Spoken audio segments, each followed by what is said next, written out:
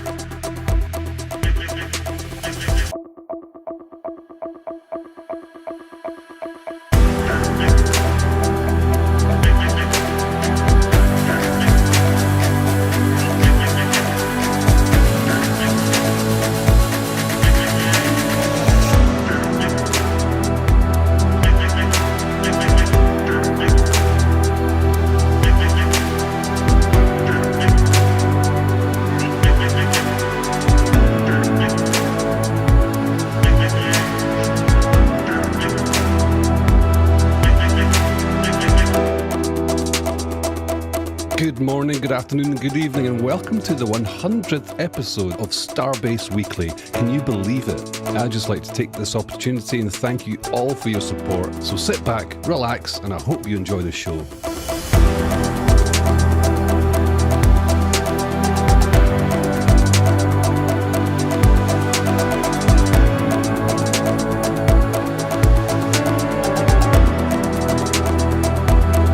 If you're new to the channel, be sure to hit the subscribe button and the bell icon for future streams.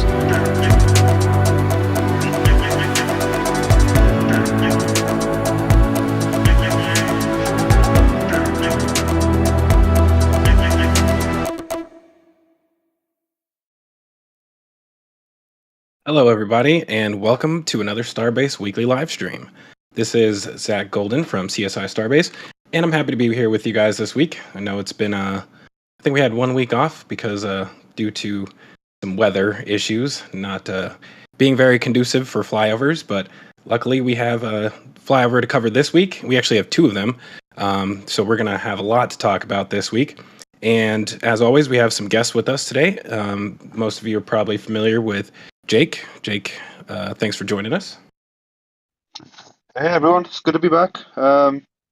And it's, like I said, we've been a little while since we've done these streams, and we've got a lot of awesome new photos and a lot of new information to cover today, and looking forward to it. With that, I'm going to pass it along to a new guest this week, Mr. BJ. Hey everyone, BJ Schneller here, joining everybody. First time, as Jake said. Lots to see this week after, like Zach said, all the weather things that kind of prevented it. Lots of fun stuff coming up in the near future too. Awesome. Yeah, thank you for joining us. BJ is a regular from the show and tells that we do after the flyovers, well, pretty much the night of the flyovers every week.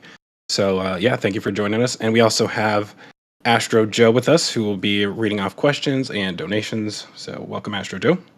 Hello, good morning, good afternoon, and good evening, Starbase friends around the world. Awesome to be here for episode 100. Let's get the show on the road. Awesome.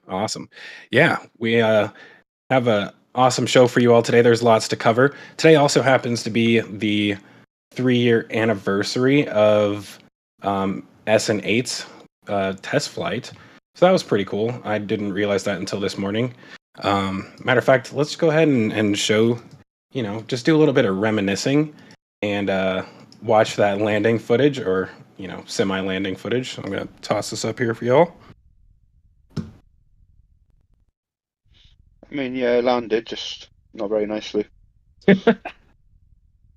Yeah, this was a pretty exciting day. I can't remember if it was this one or SN9 that I had to pull over on the side of the road in order to watch it.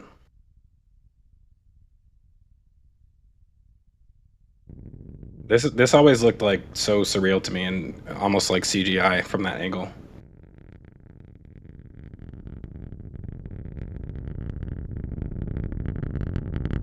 Plop. Well, we've come a long way since then, and it's really crazy that it's already been 3 years since that day. So, you know, time is sure flying by. We already have 2 integrated flight tests under our belt, waiting on a 3rd one. So, you know, things do not slow down at Starbase while we're waiting for these flights. I think this is one of those times where there's just endless amounts of things happening out there. So, like I said, for a 3rd time, we got a lot to cover today. So, oh, hold on, I still got this audio playing in the background, so let me cut that off. We did actually have someone else that was going to say something as well today. If you want to go ahead, Mauricio. I thought you all forgot about me. I was in the background kind of thinking, what's going on? But you told me you weren't going to talk. Yeah, we did the mic check and everything. But yeah, thank you all so much for joining us for episode 100. I just wanted to give a quick shout out to the other commentators that have been with us since the very beginning. Grandpa Joe. I know Grandpa Joe, Zach were on the very first episode. Indian Star. We also had Thomas along the way. So along with so many others. So yeah, thank you so much for joining us. And yeah, hand it off back to Zach here. So Awesome. Well, you know, before I jump into where we normally start at Massey's, we do have tons of pictures from the Port of Brownsville. So I'm just going to scroll through those because I'm not sure if there's anything in these that we should maybe touch on. You know, a few weeks ago, there was a bunch of tanks being stored here, which are now currently at the orbital tank farm. But there is some nice progress that we can check in, I guess, on the what is this? Man, I forget what they're doing here. Is it LNG, the LNG facility. Yeah. So as you guys can see, and this is one of the first times we've had such a wide view on this, so it really gives you an idea of like how large this facility is going to be. So you can, you know, see cars for scale down there. This is going to be a very large facility. And I say just by size alone, it's pretty clear that, you know, SpaceX is not going to be the only customer for this place. But yeah, you can see down here, it seems like they are starting to fill in some of this area right here, like with dirt, kind of push the water back out. So I think this is going to be the boundary of that entire facility. There's kind of a road that goes along down here on this edge right there. And yeah, this thing extends all the way up here, and I think it actually extends a little bit further than that if we look at this picture. So I don't think that we're going to expect like fast progress from this because it's going to be, you know, a rather large facility. So we'll probably check in on it every now and then. Glad Mauricio's are doing flyovers of this, so we can actually check in on it and see what's happening. But you know, you can also see this from the ground. I think this as you're driving from Port Isabel to Brownsville, or the other way around, you kind of pass by this on the way. So, going to be very interesting to see this once it's finished. Yeah, I never realised just the sheer size of this facility until I've just seen this photo. It really shows the scale of it quite well. Yeah, they're going to be doing a lot of exporting from here. I think we're also expecting that they may have to end up dredging this canal a little bit so that they can get their large tanker ships in here. I don't think it's currently deep enough for those. So that'll be one thing we'll have to keep our eyes out on as well. So let's go ahead and swap over to the Massey's site where we do have some new updates going on over here. It's been a while since, it's been 2 weeks since the last show. So tons of action going on down here. Most particularly in the back over here, we have some work going, and I need to get a different image of this. So we've kind of been keeping our eye on this drilling rig that's going on back here, and we thought they were drilling, pylons down into the ground. But now we know that this is actually a different kind of drilling rig, which thanks to John, I'm not going to say his last name because he likes to remain anonymous, but he was able to help us figure out what this is actually doing over here. So If we look at one more angle of it, you can kind of see that it's not like a normal drilling rig. It's got like really wide blades on it. And so what this is actually doing is, well, I don't even know what the right term for it is, but I'm going to go ahead and show it.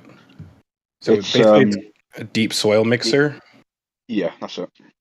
Yeah. So basically, this thing is mixing soil with grout. So it's like putting columns down into the ground in order to kind of shore up the soil. And And, I go and I ahead. think the exact stuff they're using. What is it? I think it's called bentonite. It's like a type of clay and it expands. I think that's what they're using with the project at Marcy's. Yeah. So this is pretty interesting because we haven't really seen it used anywhere else on site. And I think, the main reason is probably just due to the fact that this area is, surrounded by water. So the soil is probably not very stable down here. But, we still have no idea what they're actually doing with this. So I think if we kind of check it out from one more angle, you can kind of see, this isn't the best one, the pattern that they're going in right here. It looks kind of like they've done a little bit of an L right there. So it'll be interesting to see what they actually put here. But this is essentially kind of creating a wall, an underground wall. So, definitely going to be something rather large on top of this, I think. Something with a lot of weight on top, which is going to be interesting because, we already have a ship testing station and a booster testing station. But clearly we're in for something else as well, too. So over here, I think we've talked about this on previous weeks. They've gotten new kettle boilers over here. So there's 2 up here and there's 2 more down here. And so these are almost identical to the ones that are at the launch site. I think it's really odd that there's 2 pairs of them because, it kind of, in my opinion, some people disagree, but I think that, this is not going to be like single species testing where you are only using nitrogen or liquid oxygen, but possibly methane. And over here on this pad right here, we can see that they've got a little concrete pad with 2 circles on them. So these circles are basically very similar to what they did on the orbital tank farm for the vertical storage tanks. Obviously, these are much smaller because those ones were like, I think 12 meters in diameter. But these are almost the perfect size for 2 tanks that we saw moved away from Starbase and sent to KSC last year, or I think that was earlier this year. The years are kind of blending together. But I got some pictures of those tanks actually, thanks to Greg Scott, who posted these on Twitter. So give me a second and I'll pull those up. So these are the 2 tanks right here that I'm thinking of. And they're kind of just sitting around right now at the Roberts Road facility. But I don't know. They look like they're ready for transport. I think they're doing a little bit of work to them. You kind of see this ladder over here. They're doing some work preparing them, which they haven't really been touched in forever. So I would not be surprised to see these transported back to Starbase soon. Like I said, the base of this is almost exactly the same size as what we're seeing right here.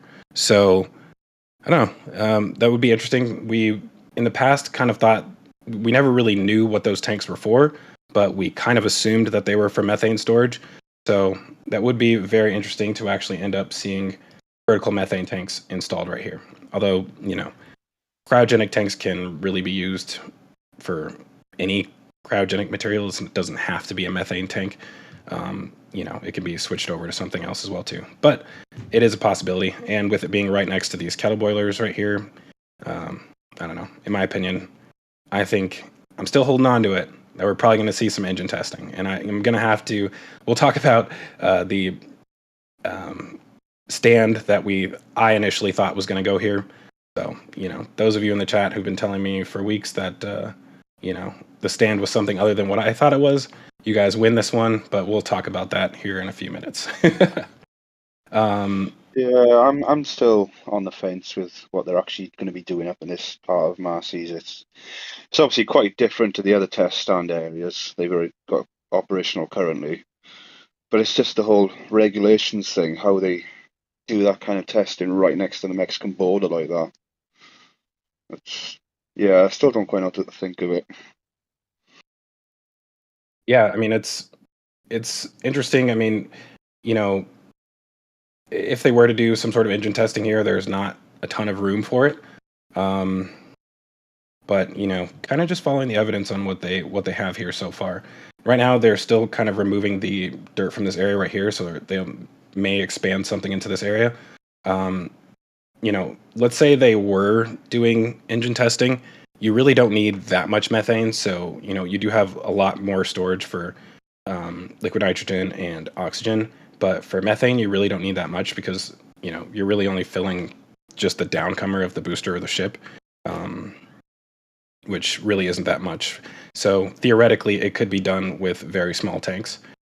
So I'm going to keep that as a possibility, but we're not going to say that's for sure happening here. Before you go on to anything else, we do actually have more hardware that's related to this area as well. If you look by the white tent on the right, we do actually have a new pump sitting in front of it, along with a casing for a pump. So the blue, nice. Yeah. Yeah, I actually didn't see those before. So these are, it's tough to see from this angle, but I'm guessing those are about the same size as the ones at the orbital tank farm. Yeah, about the same size, I'd say. Well, that's interesting. Right now, the other pumps that they use are down here, so these are much smaller, and they use these small pumps when they're doing the cryo tests of both the ship and booster. So to upgrade to those larger pumps is going to be pretty interesting, like what the actual purpose for that is.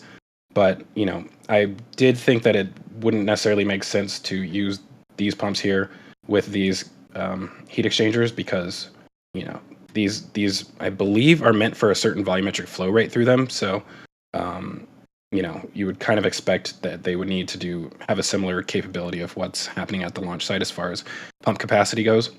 But yeah, I think that we're going to see a lot of conversion going on over here because if these lines are going to have to tap into that, then they'll have to cut into it at some point over here and route them through the heat exchangers. And interestingly enough, I don't know what you guys think about this, but it seems like they're starting to clear this area up right here as well. Theoretically, they could fit more tanks in here. They could, yeah. It does seem that there's going to be some sort of concrete work going on there, but yeah, there's enough space for more tanks. And I mean, yeah, they've left that space like that for a while. There must be plans for the future because they never just went straight over with the pipework. They did that little bender. So yeah, I'd say something else could be going there eventually. And I see somebody asking in the chat, just to remind everybody, if you have any questions and you would like to ask them to us, you can type in, is it exclamation mark questions? I forget, or is it hashtag? It is exclamation point question. Yeah, so just type in exclamation point question followed by your question, and then we will answer those. I see one right there. Joe, do you want to handle the ones that we have right now? We can go ahead and just fit those in really quick. Yeah, definitely. I'd like to touch on a bunch of support too as well. First, I want to thank Barry Wood for a £5 super chat. Welcome back, guys and gals. Missed you so much. 55 Chevy Guy gifted 5 memberships. Methane Man as well, 5 memberships. Marvin as well, 5 memberships. John Depker, 5 memberships. Jake Winlow, 5 memberships. John Depker also with a $10 super chat. 100 episodes down. Let's go for 100 more. Josbert, a €11.99 super chat. No message, but thanks for your support. Steve Coates, $1.99, couple of bucks to get things going. Jim Cabot, $5 super chat. Happy 100th RGV and crew. Demars, 10 Canadian dollars super chat. Happy 100th. Cheers. We do have a question from Valerie any chance they have to put down the underwater wall to protect the facility against the water shelf, or is the work presently being done strictly structural? That's a good question. So, I mean, it's difficult to tell right now because you would think that, if they were protecting against the surrounding water, that they would surround the entire property. So I think this is likely structural for something to sit on top of it. Yeah, I'd agree with that. That would make more sense to me. Yeah, and I saw Valerie also asked about what plane that you fly on these flyovers, Mauricio. Is he still with us? I used to know what it was. I think it's a Cessna. Was it 182 or is it 172. 172? That's it. 172? That sounds right. If not, he can correct us. But yeah, so moving on. Oh, sorry, Joe, do we have any more questions?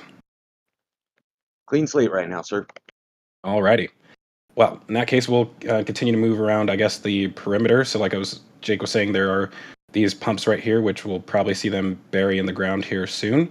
Well, when I say bury, they have to drill a hole and then put the actual casing down there. So yeah, these will be underground pumps instead of above ground like the existing ones. But yeah, so we have this. Go ahead. And it looks like it'll probably just be, one pump per 2 KLs, I should imagine, wouldn't it? 2 KL boilers. Yeah, I mean, it's tough to tell how many there are down there with them being wrapped up. That's true. I mean, I would think maybe with having two segregated areas of sub chillers, that there'd probably be a likelihood at least of one at each position, especially if it's going to end up being two commodities.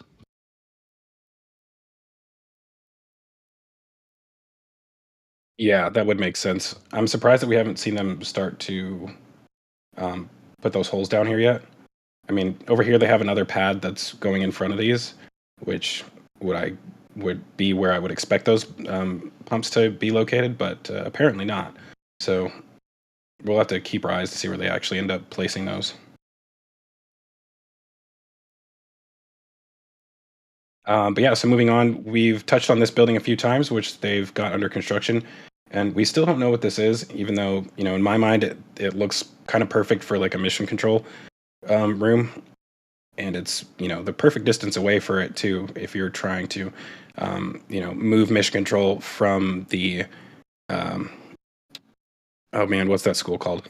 At the Astra, Ad Astra building, and move it over to this area. So there is a mezzanine up here. You can just barely see it through the walls.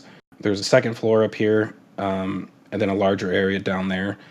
But yeah, we have no indications on what this actually is going to be at. Do you guys have any ideas? I mean, yeah, it's worth mentioning that there is rails in there for a bridge crane. So Really? yeah, on the you can't quite see it from this angle, I don't think. Yeah. Yeah, it's not. Ground. Let me look at a ground image. Yeah, if you look at it, the wall against the mezzanine has a bridge rail, and you can see the end stops as well as on the bottom side. But yeah, we haven't seen any evidence yet of the actual bridge crane arriving. Some of the speculation, maybe with potential engine testing, it kind of springs to my mind. The size would be potentially there for a bridge crane for lifting Raptors for servicing or whatever, similar to what was put in behind the Mega Bay. That would be interesting to have Raptor storage here. I mean, I can't think of why they would test Raptors alone, though. Like, just with how large McGregor is, like, I can't really think of a reason why they would actually move engine testing here. But also can't really think of anything else they would need a bridge crane for. So, yeah, unless they went into some other form of fabrication, kind of a remote fabrication building like that we've got over in Sanchez, to kind of work specifically with things there at Massey's. But really, I can't think of anything other than those two possibilities until we see other evidence. Yeah, good point. And I definitely did not notice these bridge crane rails before, so I don't know. I guess that kind of throws out the idea of mission control being in here. But you can see that wall back here that I was talking about, and the mezzanine floor up there as well too. So Yeah, there's not really much happened with this building recently. They've obviously built out the mezzanine end of it, put in the stud walls, but that's about it really. Just doesn't seem to be much of a priority right now, this building. Yeah, a combination of that and some of the speculation is similar to the ground fab building when they resourced all the structural steel, and it appeared as though they were waiting on new skins for the roof and walls since they didn't reuse it. Secondhand access to this building potentially speculation would maybe lead to the same thing, that they're just waiting on additional materials to finish it out. agreed. All right, let's move back over to that aerial view. What else do we have going on down here? So they have scrapped several items that were here before. I think this right here is the Ship 27 test article, which was used. Yeah, this one was used for engine bay testing. So when they installed the new shielding on Ship 25, they also installed it into Ship 27's aft section, and they did that test inside of the nose cone jail. So that ship is finally served its purpose and is being scrapped. And I think we had this was booster. There's an E-dome tank. Oh, E-dome, yes. E-dome tank. I think the nickname people were given for that was the Edom 2 tank. It looked like it was going to be tested to destruction, but we never actually saw it pop. But maybe it was just a minor failure on it, or maybe they just decided in the end they weren't actually going to test it to failure. But yeah, that's totally gone now. Yeah, so not a lot of test articles left. They did put the 24.1 test article back in here, so this is the one that they're using to test the payload section. So they already had, we thought, completed this test, and now it's back in there. So we don't know if there was like some changes made to it, and they're retesting it. But I think no, that's hasn't left the cage at all. That's been in there the whole time. Really? Yeah. I could have thought Disconnected. you took it out a few weeks ago. No, it's been there. Yeah, it hasn't left since it was in there. It's been in there quite a while. We've seen that the test straps have been removed since testing, as well as the rams at the top for some of the torsional forces. It seems like they've wrapped up their testing on that piece. Yeah, and hopefully they got the results that they wanted.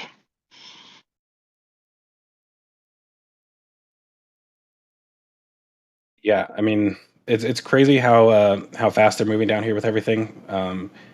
This is a test that we've been waiting for a really long time, though. So, hopefully when they get to Ship 28 on this next launch, we're actually not expecting to see payload on Ship 28, but it does have a functioning payload bay as far as we know. So, theoretically, they could at least put a dummy payload in there if they're confident that they're going to make it to orbit this time. The results of this test kind of like whether or not they're going to put a payload in it depends on the result of this test. But I would assume that if this failed, they would end up welding the door closed again on Ship 28, like they did on 24 and 25. Sorry, it's difficult to remember all the ship names at this point because there's so many of them, and so many different things have happened to each one. So yeah, but this is, like I said, a good sign for the future. So hopefully within the next 2 launches, we'll actually see them throw a few Starlinks on.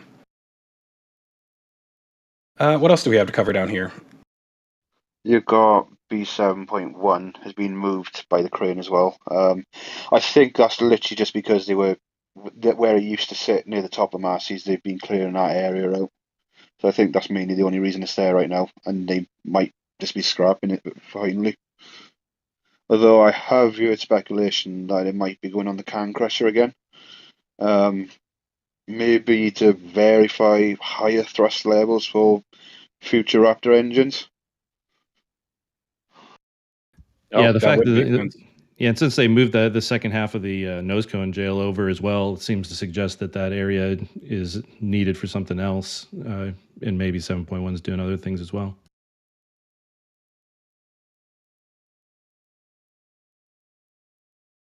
Awesome. Well, should we move away from Massey's and head over to the Sanchez site? Yeah, There is one other thing I wanted to jump in. We did see right there by the two trailers by the cell tower, there's a circle concrete pad that was poured in the last week. It was formed out during the last Sunday's flyover, and it's now a concrete pad. Not quite sure what's going there yet. Random circle. probably just like a water tank or something, I should imagine. Well, they're literally Yes. always looking for new places to pour concrete. So, yeah, I guess we'll have to be on the lookout for what ends up over here. Go ahead, Jake. And then the other thing then is obviously the new tank that they've brought over to Massey's a few weeks ago. That's now looking pretty much almost fully plumbed in now.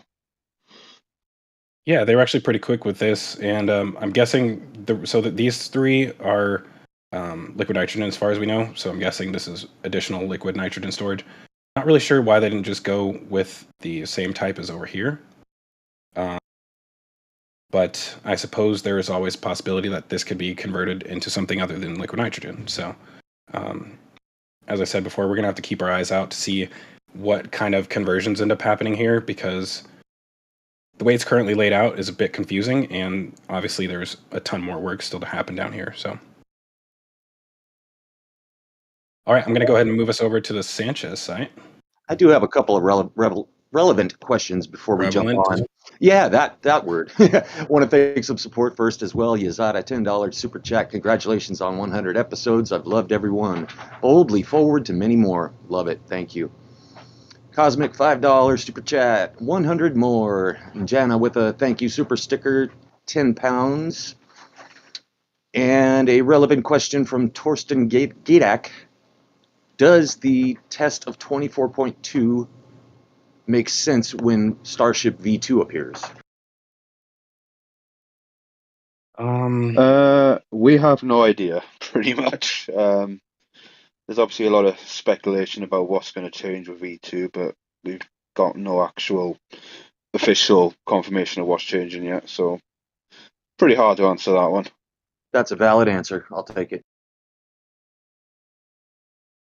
All right, rocking and rolling, guys. Awesome. All right. So moving over to the Sanchez site. And keep in mind, everybody, that this was like an early morning flyover, so some of these pictures are slightly dark, but we should be able to see all the details that we need. Man, the Sanchez site has gone through a lot of changes within the last few weeks. There's been a ton of stuff moved out, a ton of stuff moved in. So this is almost starting to look similar to the days when they were building the integration tower, which is essentially what they're planning for right now. So I guess we'll start from the left and work our way over. So, for one, as I said at the beginning of the show, we finally figured out what these stands are actually used for. And like I said, I was wrong about that one. So, it happens. So these are actually, as it turns out, the new booster transport stands, which does make sense. So they have quick release clamps on these that will make it a lot faster when they're using the chopsticks to lift the booster off of the transport stand and onto the launch mount. So I think this will save a few hours when it comes to, moving the booster to the site and actually lifting it onto the launch mount. So that's actually pretty cool. These are a little bit lower profile too than the original transport stands, but I got to tell you all that I am not a fan of them at all. And only because of the fact that you can't see the engines at all when the booster is sitting on top of this. So I call this the ITAR transport stand because it pretty much blocks us from seeing anything related to the engines. So really the only view that we'll ever have of the engines is when the booster is being lifted onto the launch mount. And with our luck, they'll probably do it at night all the time. So, that's fun. Well, there is a couple of little portals in the side of the transport stand, but you've got to be kind of lucky to see through them. Yeah, not a fan. But we do have booster 10 sitting on top of one of these Yep. transport stands right now. And I did notice that it looks like they've added on the stabilization pins on here. Yeah, and it looks like they've used the a pins format similar to what's on the OLM, where instead of them rising up and down like the original stands do, that they have some form of rotation that allows them to guide things in nicely. Yeah, and I mean the good thing about this, well, the other transport stands did this as well, but not only does it do the clamps fold back automatically, but the actual arms that it sits on automatically retract back into the stand as well too. So this is basically, like I was saying, a way automated version of what they had before, and yeah, I mean it really, I think, will speed things up. So far, and I don't know if we have it in this week's picture images because they may have already cleaned it up, but they did already scrap one of the old booster transport stands. I think it was down in this area, and in this current week we can't really see it anymore because I think they already trashed it. Yeah, So, it wasn't much left to scrap really, so I'm not surprised if it's all completely gone now. Yeah, you can tell they're moving on from those stands because obviously that one booster transport stand was gone. But the other thing I remember from a couple weeks ago when when ship 15 aft got disassembled, its transport stand was disassembled at the same time. yeah, and that was because 15 was the older generation, right? So that was it had a different type of clamp mechanism. So I think that was the last time they really needed to use that transport stand. Okay, that makes sense. I might have missed Yeah. that difference. So the other thing we have, and it kind of looks like we should probably expect more of these soon. I don't know if this is just still left over from when they constructed the first one, or if they left this out because they're about to start a third one. But it would Yeah, make sense. there is parts for a third one. Oh, They that's- used to be sat by the GSE building to the right, and then they suddenly just disappeared. It seems like they might be inside now for the time being, but yeah, there is parts for a third stand. Yeah, there's at least one sitting right there next to those three stacks of white materials right next to the stands. But yeah, it seems like a lot of those components have kind of found another place for a little while. well, you know, I was of the opinion that, well, first of all, I'm not sure if there's enough space for it, but with this building being completed, the ground fabrication building, ideally they would be constructing that stuff in there, so it's like not out in the open.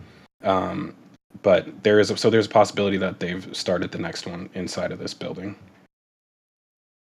I just don't know if there's enough clearance with that front wall for it to even get out. But if it does appear out of that building, we'll know.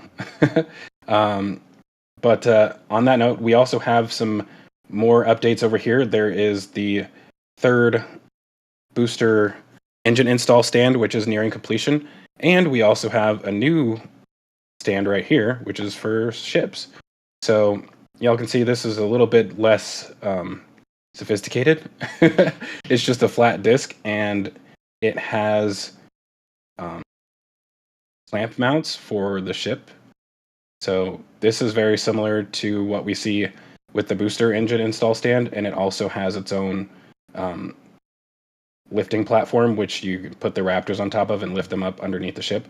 And we also have a really cool animation from Chrome Kiwi, who is always on top of these things. So this is right here. Oh, well, that's the boosters. So this is essentially what it looks like. And like I said, it's pretty simple. I guess I can't zoom in on this. That's weird. Yeah. So you can see that the ship just sits on top of it. Replay this. And I think that they'll be able to put not only RVACs but the center 3 engines on here, if I'm not mistaken, as well too. But yeah, this will make things a lot faster when it comes to installing these engines. So right now, the ship install stand, the current ship install stand, is hanging out over in the corner of. Yeah, and you can see that entrance obviously the size of the ring on that is quite similar to the size of the new one as well. Yeah, I'm surprised. I think they may. I wonder if they'll keep using this, because all they need to do in order to make it a little more efficient is put one of those lifting platforms underneath it. So, I was kind of surprised to actually see that new engine install stand for the ships. But I suppose it makes sense because, they ideally want to put it inside of the Mega Bay or the High Bay, which we'll talk about here in a second, because there is a little bit of an update on that as well too. But we can see over here that where'd it go? There are pieces for another one somewhere. Yeah, it's just a They're little pretty- bit. Yeah, it's just a little bit further by the docks in front of the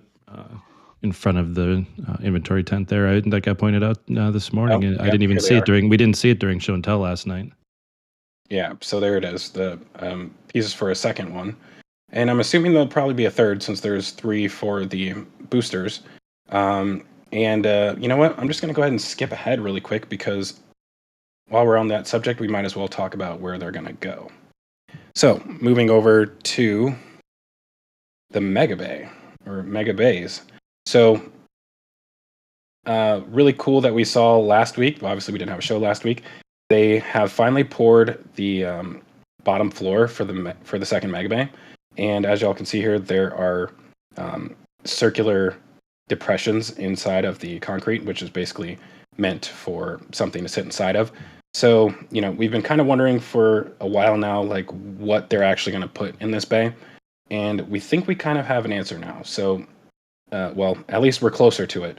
So, for one, we can see there's an embed in the ground right here, which appears that it's going to be basically for legs for that ship install stand. So, initially I was kind of thinking that it may go into the high bay, but it looks like it may actually sit right here. So that would make sense. That allows the platform to be level with the floor, so they can easily drive something in, drive the engines on top of that platform. And yeah, so we can't really tell with these circles over here, but theoretically you'll have another ship install stand back here. So that's pretty interesting, because if that's the case, well, for one, we can't see this other corner right here. There could be a third one, but there's also one in the front over here. So I'm assuming there's 5 of these in total. So these could be, for one, that ship install stand, or the engine install stand, but over here behind the where is it? Actually, I may need to go back to the Sanchez pictures in order to show this. Gotta find the right Yes. angle. Are you trying to find turntables? Yeah, I'm looking for the turntables. If you go back to the last photo, you could actually see them fairly well. Right here. Here we go. Oh,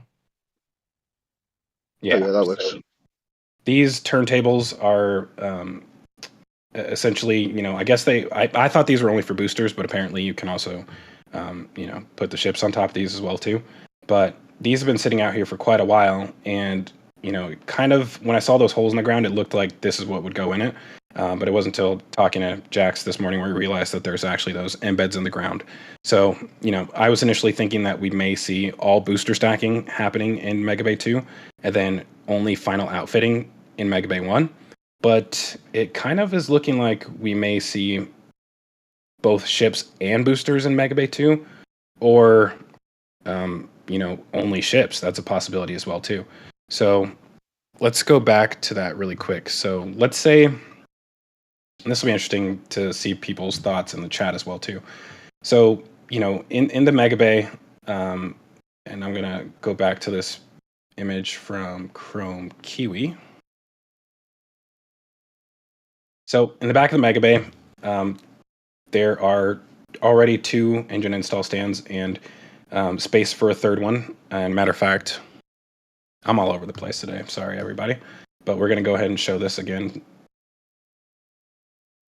So this is an image from last week, or Sunday, which shows these stands already in the ground over here for that third engine install stand.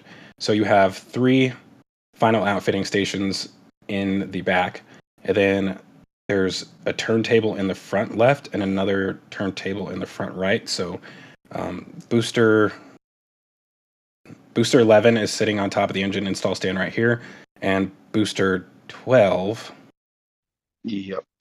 is this is actually an older picture. This is from Sunday when booster 10 was still inside of here. So this is booster 10. Booster 12 is tucked in the front right here, and then booster 13 is in two different pieces right now. I know one of them's just just the one piece at the moment. It's just the LOX tank missing the aft section. They still don't seem to have started on the methane tank for some reason. Yeah, Right. to me it seems like they need 12 to get off of that other turntable. I think we saw a load spreader head up towards 12 maybe yesterday or last night. Hopefully maybe it's moving there now that 10's out of the back left so that they can start stacking that forward section, the methane tank for 13 in the front left since all the other stations are taken. Right. You know, the interesting thing about this is I remember rumors when the pieces for this building started arriving that this was going to be called Booster Bay. And, you know, at this point, it doesn't really look like it's just for boosters. It may be primarily for ships, which will be interesting. I can't really imagine them doing both stacking and final outfitting in here, like, you know, mixing boosters and ships in there, but it is a possibility. The other possibility is that, you know, you have two stations on the front left and right corners for stacking boosters, and then 3 final outfitting stations in the back, and your space in the middle for bringing in new ring sections. And when you look inside of this building, it's essentially about the same layout. You know, theoretically, you could put 3 stations along this length, but it looks like they're only doing 2. And I don't think this is big enough to fit ring sections in here, like in this little gap right there. So I don't know. I mean, I think this all could be just for ships. I mean, with that kind of spacing, it kind of makes sense because you have the aft flaps and you want space to be able to get in there and install those aft flaps. So yeah, I mean, this could possibly be just for ships, which will be interesting if that's the case, because at that point, what is the high bay for? I'm still thinking it's going to get replaced with something else eventually, because that bay is just not very well optimized. Say that again, Jake. You sound a little bit far away. I said I think high bay is going to go eventually, because it's just not very well optimized for what it's being used for at the moment. You know, yeah, I'd agree with that. I mean, I feel like it's there. I think there's still some possibility that if they decide to keep it, it could be used for some form of using like the Starlink loader and in doing final integration work potentially. Being open, that doesn't necessarily make a sense either. But I think there's probably a really good chance that they just get rid of it. I would love to see that, actually. What do you guys think in the chat? I'm interested to see how many people want to see high bay disappear. There's a little bit of a delay here, so I'm gonna keep talking while I'm waiting for y'all to respond. But yeah, I would love to see the high bay deleted and another mega bay go in this location. So, you know, initially I was kind of thinking we would see one right here, but clearly not, since the Star Factory is expanding out there. So yeah, I mean, you know, in order to get rid of this building, you have to have a place to build ships at, which now could be in here. And that makes a lot of sense. You know, so right now they're really limited because they only have one bridge crane for stacking ships. So, you know, with this building right here, they would be able to have 2 of them, which, you know, I think that's something that they really want. So that's going to be really interesting to see what ends up happening with that. I would love to see, as soon as this building is complete, for them to start disassembling High Bay 1. And I'm just looking at the chat really quick. I'm seeing keep High Bay. You know, the only reason I would like to keep High Bay is because CSI Starbase office is up there, but I'm more than happy to move into one of the other buildings, so that's fine. Yeah, a lot of people saying keep High Bay alive. You know, one other option for the High Bay could be only doing like HLS work in here. So, you know, when they're actually start working on HLS, this could be just the HLS building, and everything else be done in these two for boosters and ships. But yeah, I mean, there's lots of options for what can happen here. I just think there's a lot of limitations with this building right now. I mean, if you look how packed it is in there, it's kind of crazy that they have 4 ships in there right now. Yeah, that's kind of impressive that they actually managed to do that. It's certainly caught me off guard. I mean, it seems easy enough to get 3 of them in there, but that 4th one must have been pretty difficult. Although I will say, S30 is not exactly fully in the bay. It's, I think it's the forward flap. It sticks slightly out the doorway. Yeah. I like it. I saw some really cool pictures from Carlos Nunez this week that made it look like the flaps were like a door. Like you have to open the flaps in order to get in there. I think it was just the perspective, but yeah. Pretty amazing that they fit those in there. So let me go back to Sanchez really quick, because we're not done over there.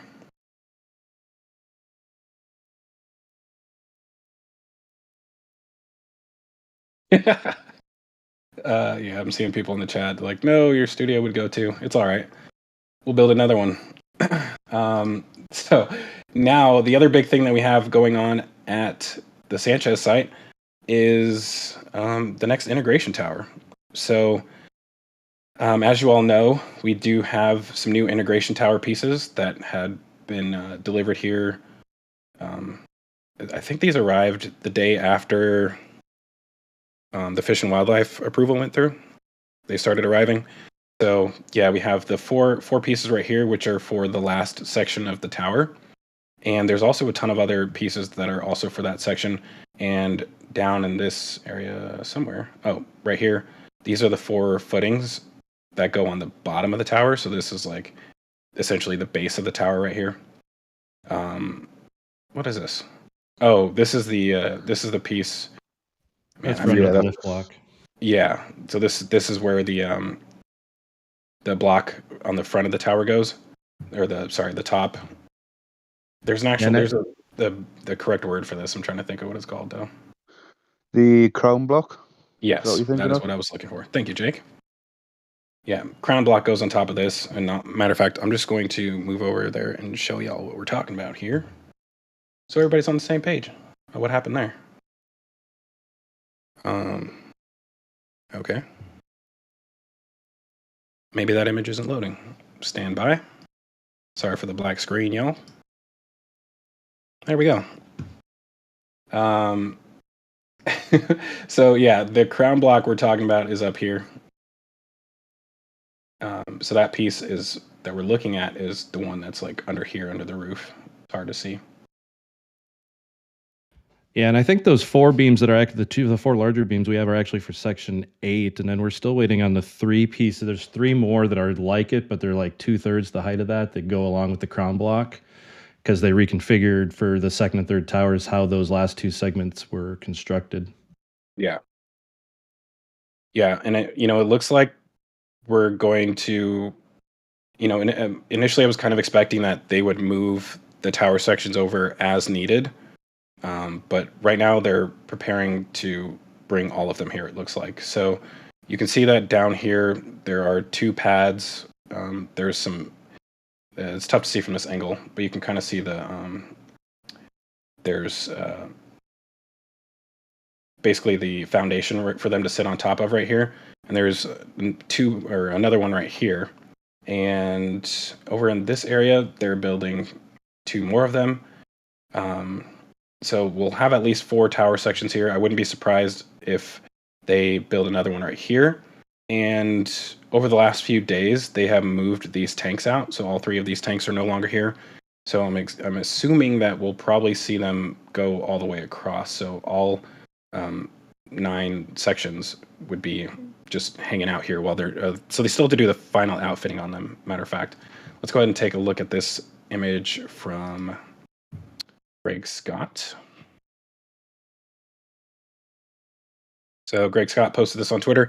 Make sure y'all follow Greg Scott if you haven't already. He does really awesome flyovers of the Kennedy Space Center. So yeah, these are the tower sections that we're expecting to get moved to Starbase, and I'm gonna zoom in on these, so you can see that these are essentially being prepared for transport right now. If you look at the bases for these over here, they're all rusted and whatnot. Whereas these ones, it looks like they've just painted them with some sort of rust-resistant coating. So they're, basically preparing to throw these on a barge and transport them over to Starbase. They haven't worked on these in quite a while, so the fact that they are right now is a good sign that these will probably be moving soon. And, I am expecting that those 2 tanks that we mentioned at the beginning of the show,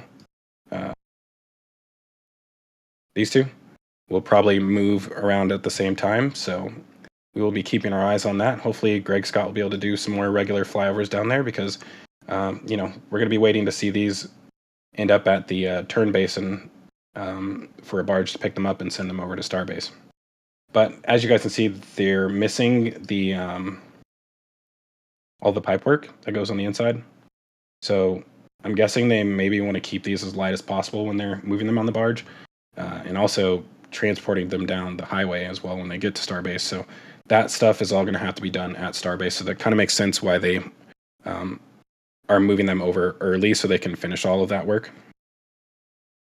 It's going to be exciting to see another tower at Starbase soon.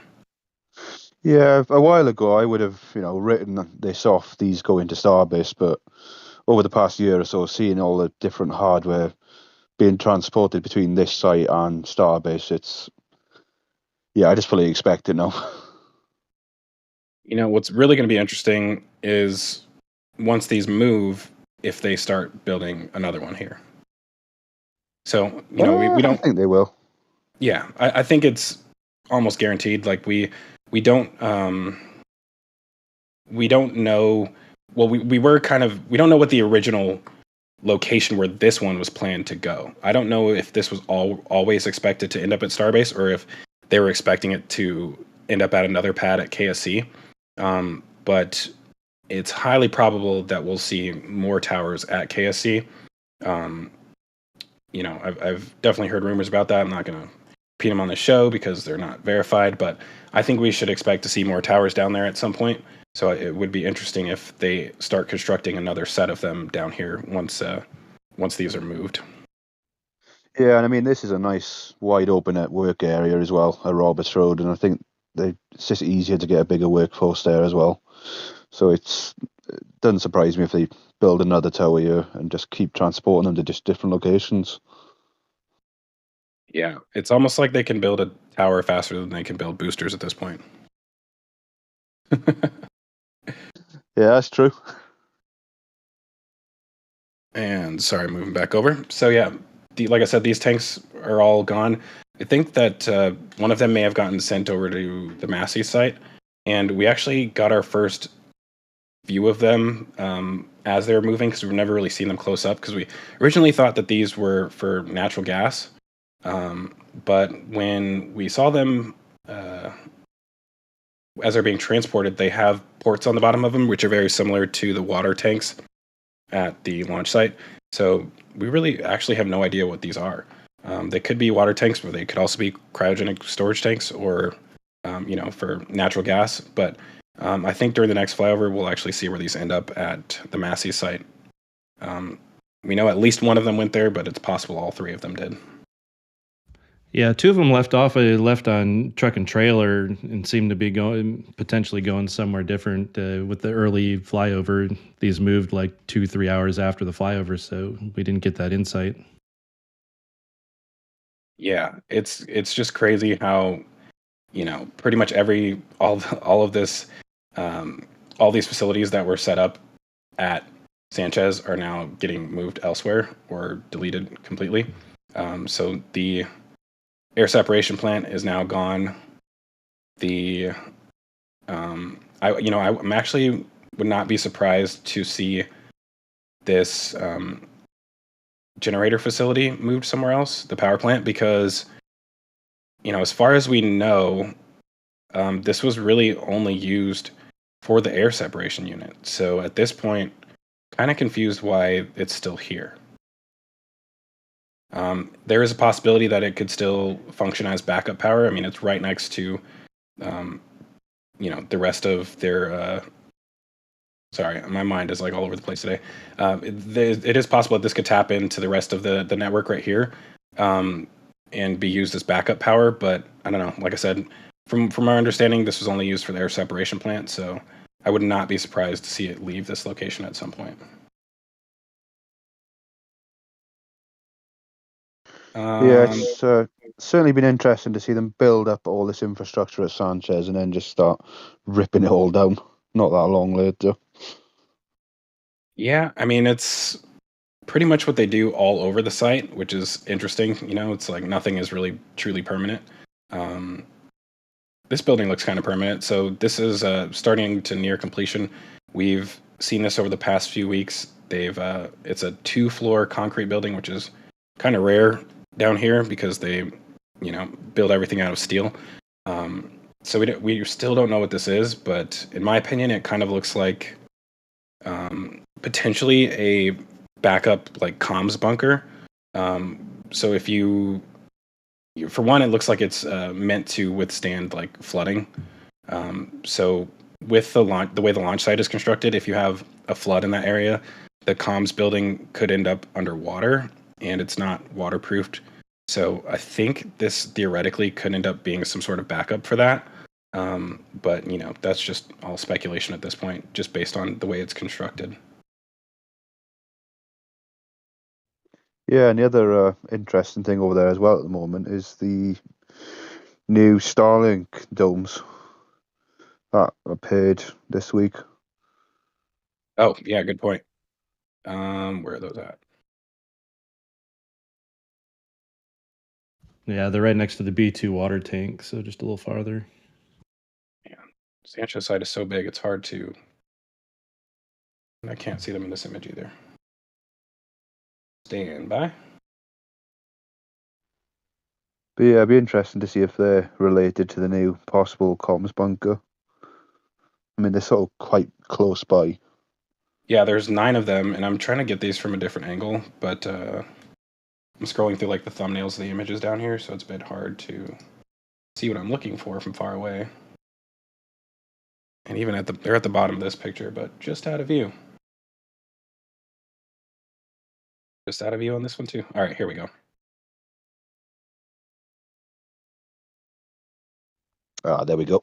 Yeah, so there's 9 of them. We initially thought these were moved from the ground tracking station, which is near the village, but apparently these are new. So they didn't move them. These are all new, and I think it would almost make sense to see them on top of this building. Yeah, that's what I thought as well. They might all fit on top of there. They do have some more of these at the Massey's test site as well too. I think I saw one down there. Oh, you might be thinking about the cryosphere that used to be sat in the middle of the tank farm there, and then they replaced it with a vertical tank. But yeah, I see what the resemblance.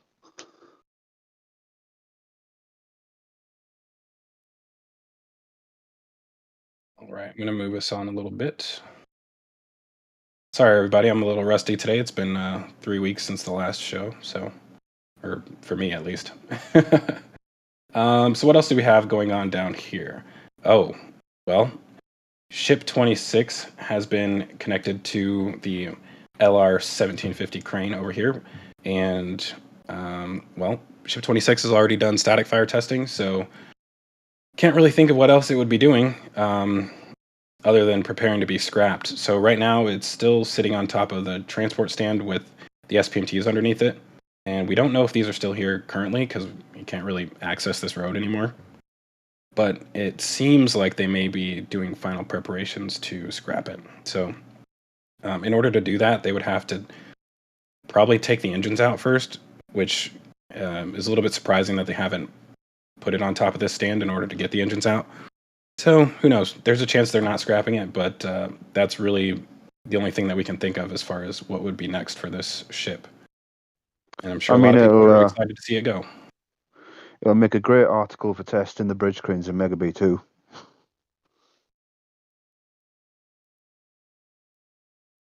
Say that again? I said it'll make a great test article for testing out the bridge cranes in Mega B2. Just scrap it in there. Yeah, I mean, the only thing with this one is that they have to use the squid load spreader on this instead of the new one that they have for the ships. So I don't know how likely it is that they would use it.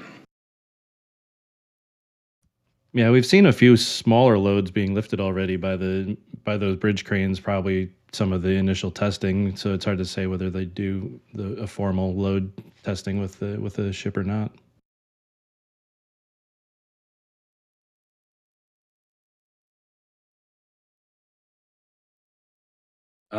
Sorry, I'm just like looking through this to making sure I didn't miss anything else down here. Yeah, the new building next to the water tank. That's Of something they've been course. working on recently. And it does look similar to the one at Roberts Road. If you the photo that you showed earlier, you can see the similar sort of setup. Let me go back to that. You're talking about this one? Yeah. Yeah, I think Hmm. someone's saying it's probably holds all different valves and sensors, and yeah, you can see there. Look, that's connected to that tank. So probably going to be a similar thing at Sanchez. Almost like a pump station or something. Yeah.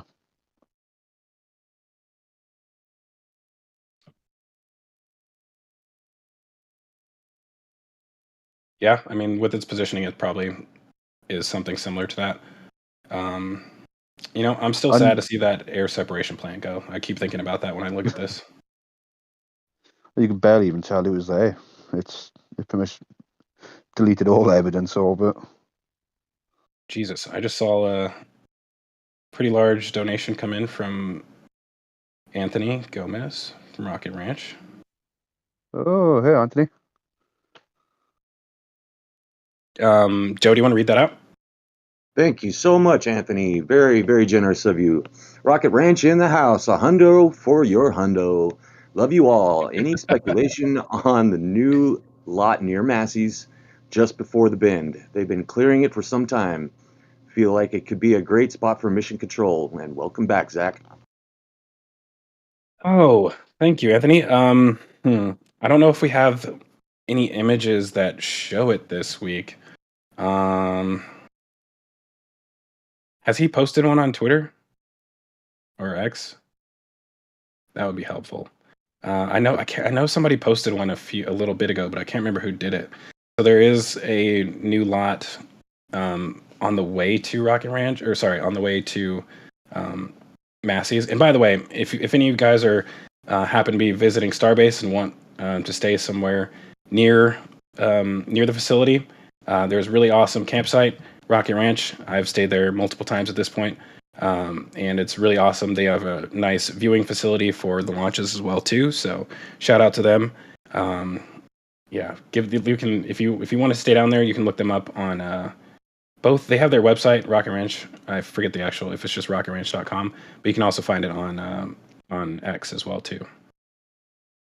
And I'm waiting to see if somebody in the chat has seen that image. I don't see it yet. Yeah, I only recall seeing a ground image, and again, like you, I can't recall who it was that who had posted that one. Yeah, but it is a rather large lot. So I mean, they do have a lot near.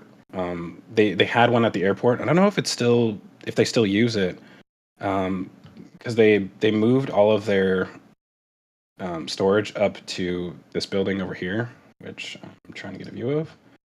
So a lot of the stuff that used to be stored at the airport is now stored in this building.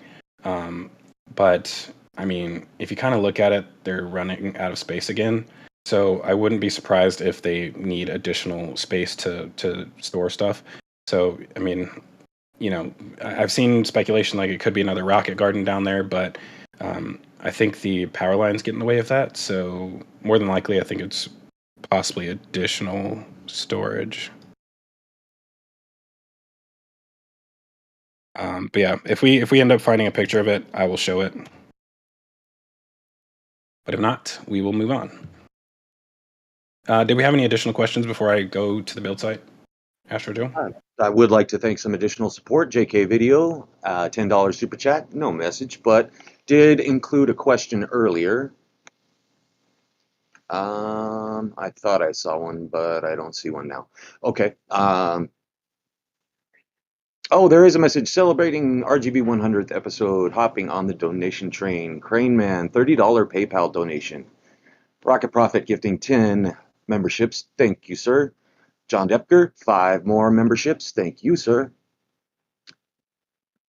John Depker with another $10 super chat. 24-month Mega Bay Bridge badge. Mega Bay badge. Who's with me? Yeah, we're going to need a 24-month badge here soon, Mauricio. Cranky Old Elf, $10 for gas and flight time. Congrats on 100. Crane Man does have a question for the LR 11,000. Where did the counterweight tray for that Buckner crane go? I only see the ballast blocks at the corner front of Mega Bay 1. Oh man, when you said Buckner, it just sounded like something else at first. Yeah, so I don't know. So when we last saw it, it was inside of the building, but I don't know. It could have been moved somewhere else. Yeah, I noticed that the weights were there on their own. I do remember seeing one night they lifted the whole thing up, put it on an SPMT, and it rolled off camera right from Rover 1. But by the time we got to any of the flyovers, it was nowhere to be found. I mean, there's not really much they could use it for at this point. Like I think all of the heavy lifting is done. Anything else that they're lifting now can just, use the body counterweights. So yeah, I mean, it's possible that it left, which would be interesting. That would be a sign that we're maybe not expecting high bay to come down. Yeah, I was about to say it'd be interesting to see what happens to this crane next, because it's pretty much done with Mega Bay 2. So yeah, it'd be interesting to see if it stays or not. We've got a statement from our own Stephanie. Mega Bay 2 could mirror Mega Bay 1 with 2 turntables front left and right and 3 engine stands across the back.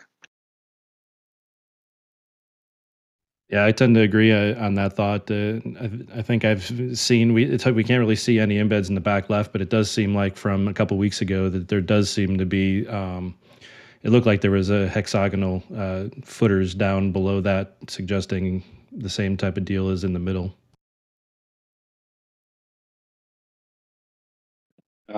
So Dave brought up a good point that the counterweight tray is needed to lower the boom, which is excellent observation. It's really the only. Dave. So it should still be here then in that case, because they're going to need it when they lower this thing. Thank you, Dave. Question for Sawjet. Do we expect they will build a new OLM along with the second tower, or just use the second tower for catching? I know. What do you guys think?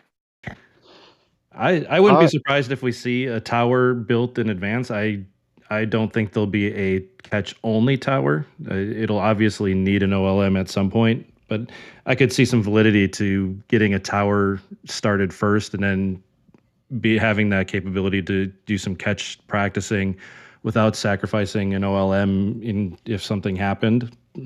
But it's certainly not going to be a catch-only tower long term. Yeah, that's pretty much the same sort of thing I was going to say. It's that's what makes most sense to me. All right, $5 super chat from John Depker.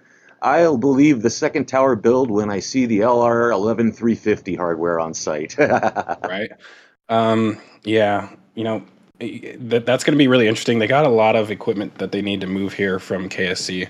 I mean, the hardest thing will be, I think, that launch deck if they move that, because that thing is extremely heavy. So, that's going to put a lot of wear on the highway when they bring that here, and it's also going to be difficult to get on top of the barge on and off. Probably need some specialized cranes for that when they bring it. But yeah, that'll be something to really look out for. Some more support from Torsten Gaddick, €11.99. Great guys, you guys are great. Continue. You always make my Saturday evening in Germany. Thank you, Torsten. Appreciate that. And Mark Meyer with a $10 super chat. I'm enjoying the review. Keep it up.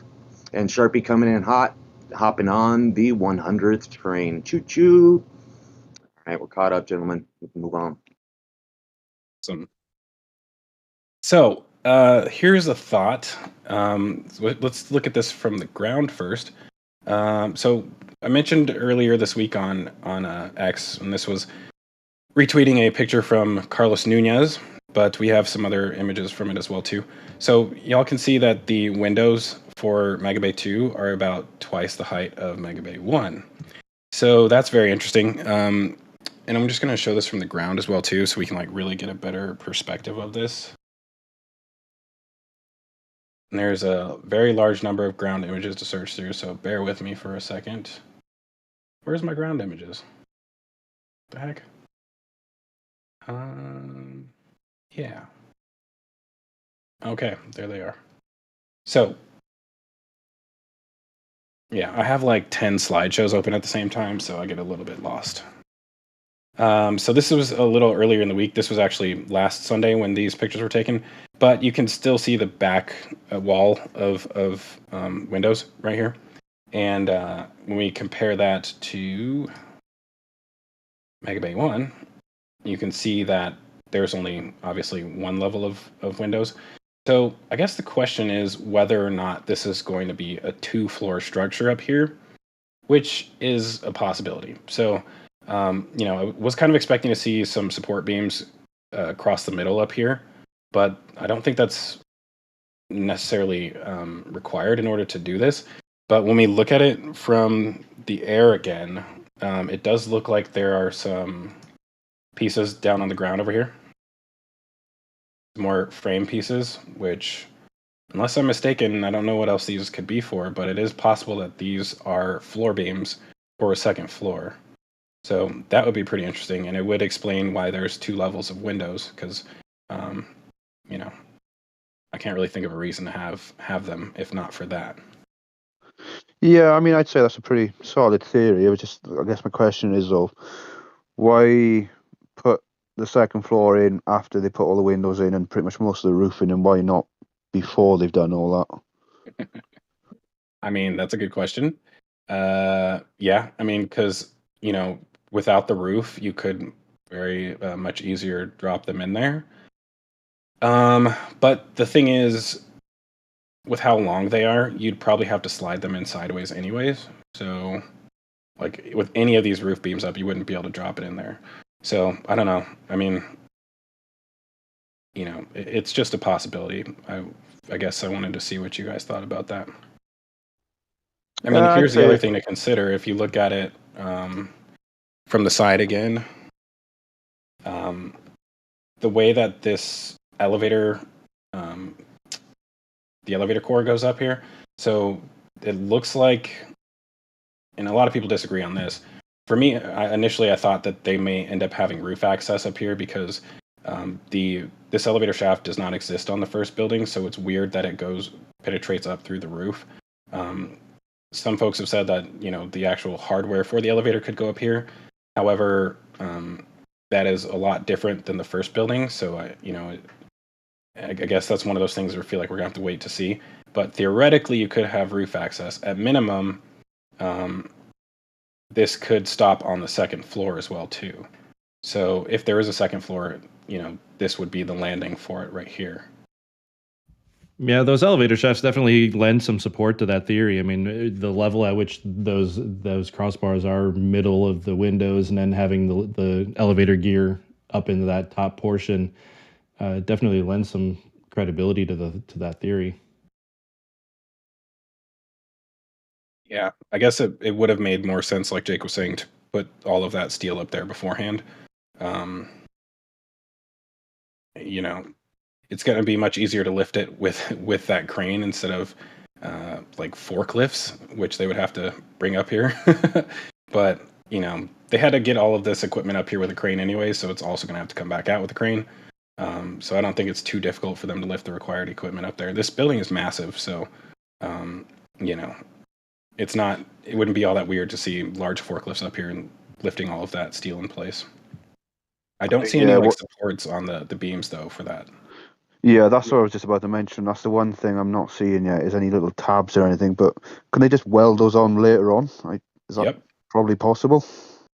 Well, and those beams almost look like they're a little. They're certainly seem stronger than just the typical steel framing members. So it could just be that any wall structure and then a floor that's subsequently on top of it could be self-supported and not actually be structural to the existing building. Yeah. And you know what though? Let me check something really quick. Um okay. Yeah, I was looking at the roof. 'Cause there's more roof beams that have to go on. But that looks like a larger pile than what would be required to finish the roof. So Well, and it doesn't necessarily look like Ziegert either, like the rest of the roofing members. I mean, they do look like the length of them could potentially go corner to corner through that one opening where the windows have been going in through. yeah. Yeah, just a thought that I wanted to point out, so that we're not surprised when it actually happens. But yeah, I don't want to spend too much time on this because it is already 1 o'clock, 1:20. Jesus. Yeah, we got a lot more to talk about, huh? Before you So zoom out that area, just noticed two little things. yeah, Looks like they're starting to lean on building on Mega Bay 2. There's a concrete pad right next to it now. Maybe Raptor storage for that bay. hold on. Let me get a better view of it. Yeah, the other thought was maybe similar to the mechanicals lean-to that's on the left side of Mega Bay 1, similar structure. Yeah, this down here. Yeah, I think it's probably Yeah. more similar to that instead of Raptor storage. And then speaking of actual Raptors, there seems to be some Raptor nozzles in front of Mega Bay 1. No idea why. Yeah, I noticed that. I couldn't. At first, I thought they were full engines, but I was like, "What's going on here?" All right. So, is there anything else that we want to cover in the ring yard? Yeah, Well, yeah, go ahead. there is one thing in front of 10.3 that's been catching a lot of people's eyes recently. It's the test art. It's the double ring that's got all the tiny little tile pins on it bunched together. Where is it? Yeah, you've got to see it from a different angle. I think you've got to look towards 10.3 entrance. There. It's kind of, yeah. So that's what people are calling possibly a Pathfinder for Starship version 2. Do we And yeah, have an image on X from that? I think Lab posted one. Yeah, that's yeah, I think so. I think Chief caught a picture of it. If y'all want to throw a link to that, I will go ahead and pull it up. Question is, are we even qualified to talk about this without Jax? Hold on one second. I'm going to see if I can find it as well too. Yeah, that's a good question. So let me see if I can find this really quick. Was it Chief or was it Lab? I think it was Chief.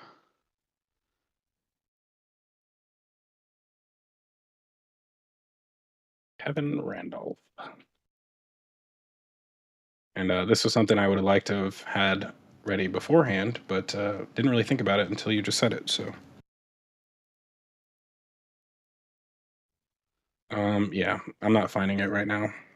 But if we end up finding it, you can throw it in the live comms and I'll pull it up. it was Lab Padre. Chief reposted it. I'm trying to find it here. Oh, okay, yeah. But yeah, basically this is the double ring. It's got all the much more bunched together tile pins, and you can't see it in the photo from Chief, but there is actually a flap aero cover section on it attached to the side of it.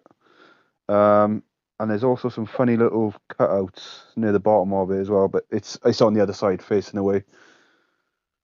But it does seem quite ship aft related, this section. Yeah, so these are basically way smaller. We don't know how much smaller they are compared to the regular tiles, like if they are for tiles. Well, obviously they're for tiles, but these are it is weird having these. So are these the backings that are on normal tiles? No. No. It looks like these are literally just placeholders just to test the pins out. Because if you look at it, look how close these are together. If you imagine those actually part of the full tiles, then that wouldn't work. Yeah, the interesting thing I see with the difference in the pins is that it seems like the three pins work together against the three-sided center spokes of this, as opposed to where the bigger tiles where it's three pins going like that are self-contained they snap in each on their own, where these three kind of work together against one receiver. I don't think I'm describing that well, but Yeah, I mean, so I think one of the things that I saw some people suggest is that this could end up going over like the ring weld. But I don't know. I feel like if that's why they were testing this, like they would already have them over the ring weld. But yeah, I mean, it'll be interesting if they just go with smaller tiles in general. I can't really think of a good reason why though. Well, for starters, you've got it could probably deal with the flex of the steel a bit better. Plus, I should imagine smaller surface area for each tile. It's just a bit harder to snap then. But yeah, the one big pain that's going to come with this is how much longer it's going to take to put tiles in each section, which is where I think automation is going to need to start coming into play. Yeah, either that or they're going to have to hire some more TPS tile technicians. So any of y'all out there who are looking for an entry-level job at Starbase, maybe be on the lookout for one of those positions to open up soon, because that's going to be a lot of work getting all those tiles on there. These look like they're about half the size of the normal ones. Yeah, I think yeah, about or 1/3 the size of things. I saw someone saying yesterday. 1/3. Yeah, I think so. Jesus. So, okay, how many? I think there was like 15,000 tiles currently, something like Yeah. that. Oh, So we're looking at 17,000. like close to 45. Wait, would you say 17? Yeah, 17,000 odd, I think. Geez, so we'd be looking at like 45,000 tiles around about. That's insane. Yeah, and I wouldn't want to be the one putting all those tiles on. I'm sure if somebody asked you to do it, you wouldn't mind. Out of this whole shit, Jake. Yeah. watching some of the tile applications, it seems like some of the newer stuff is the tiles themselves don't seem to be as much of a pain as it's the like the wool matting and the netting and stuff, because we've seen some of the seam coverage work being done in the tiles seem to snap in and go quickly. It's all the preparation before the final tiles actually apply. Yeah. Oh, and the other bit of speculation I've seen about switching to these tiny tiles is it might lead to less weird shaped tiles being needed. Well, I mean, in this area of the ship, they're all the same size, right? So I don't know if that would make sense necessarily. I guess like when you get up to the nose cone, that would probably be the case. Yeah, this is going to be interesting. We'll have to keep our eyes on this one as well too. I think it's going to be, man, that would be like such a pain to shift over to that, because that's an entire, their whole manufacturing of those tiles will have to change if that's the case. Can you imagine on like if they just stop making them and then on ship 20 like 9 or 30 they damage a few tiles and need more of them? I'd probably have to. Oh, that would suck. No, that Yeah. would really suck. All right. Well, let's go back over to that aerial view. Oops. Did we have anything else in the ring yard we wanted to cover? Nothing Drop my drink. majorly. Obviously, there was the last flyover. There was a lot of ship 33 sections sitting out here that have now gone over to Sanchez, and they did have scrap written on all of them. So yeah, that seemed to be the end of the V1 line. Yeah, we haven't seen any new pieces for the next gen. Other than, and I don't know, somebody's probably gonna disagree with this. Let me I think, okay, I'm gonna have to move over to the Star Factory images. So there's a nose cone chilling out here. I don't know what this one was, if this one had a home already, like if it's designated for something already, or if this is one of the ones that still needs to be scrapped.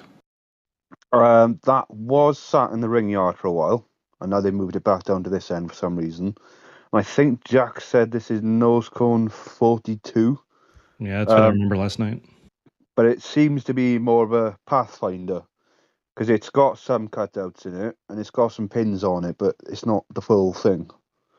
But yeah, I'm not really sure what the deal is with it now. They seem to be holding on to it for some reason. Yeah. Well, we should be expecting, I think, possibly. I'm still wondering like when we'll see this tent come down, because they're kind of nearing completion on this side of the building. And if we look at the ground images, which I'm not going to show right now, they have the bridge crane already up in here. I think all of the bridge cranes are already installed. There's a double hooked bridge crane on this side. It's I think all right, I'm just going to show it. Fine. I convinced myself. I think it's a 15-ton bridge crane, I want to say. It's 225-ton in the tallest part. Seems to suggest something similar to some of the lifting they've got in Tent 3 for being able to lift nose cones is kind of what screams in my head about the double crane. Yeah, so there is a 50 as well to the left too, I think. Is that what that is? A 50? Okay, so I think that's 50. your payload sections would probably go on this side, which like because it's a little bit shorter, it kind of makes sense, and then nose cones over here. But yeah, I'm surprised there's not multiple, like 2 in each row. That's kind of surprising to me. But with how long this building is, I guess it is not as needed. Like you're probably not going to be lifting 2 things at the same time. So, yeah, I guess one in each row makes sense. There is an interesting development with this part of the Star Factory as well. If you go back to the aerial, we have noticed that going towards the bays, the footings are getting bigger. And they've started bringing in new steel that seems to be a lot more beefier. So the main theory I'm seeing at the moment is that this part of the factory may actually be a lot taller and be carrying a lot more weight inside of it.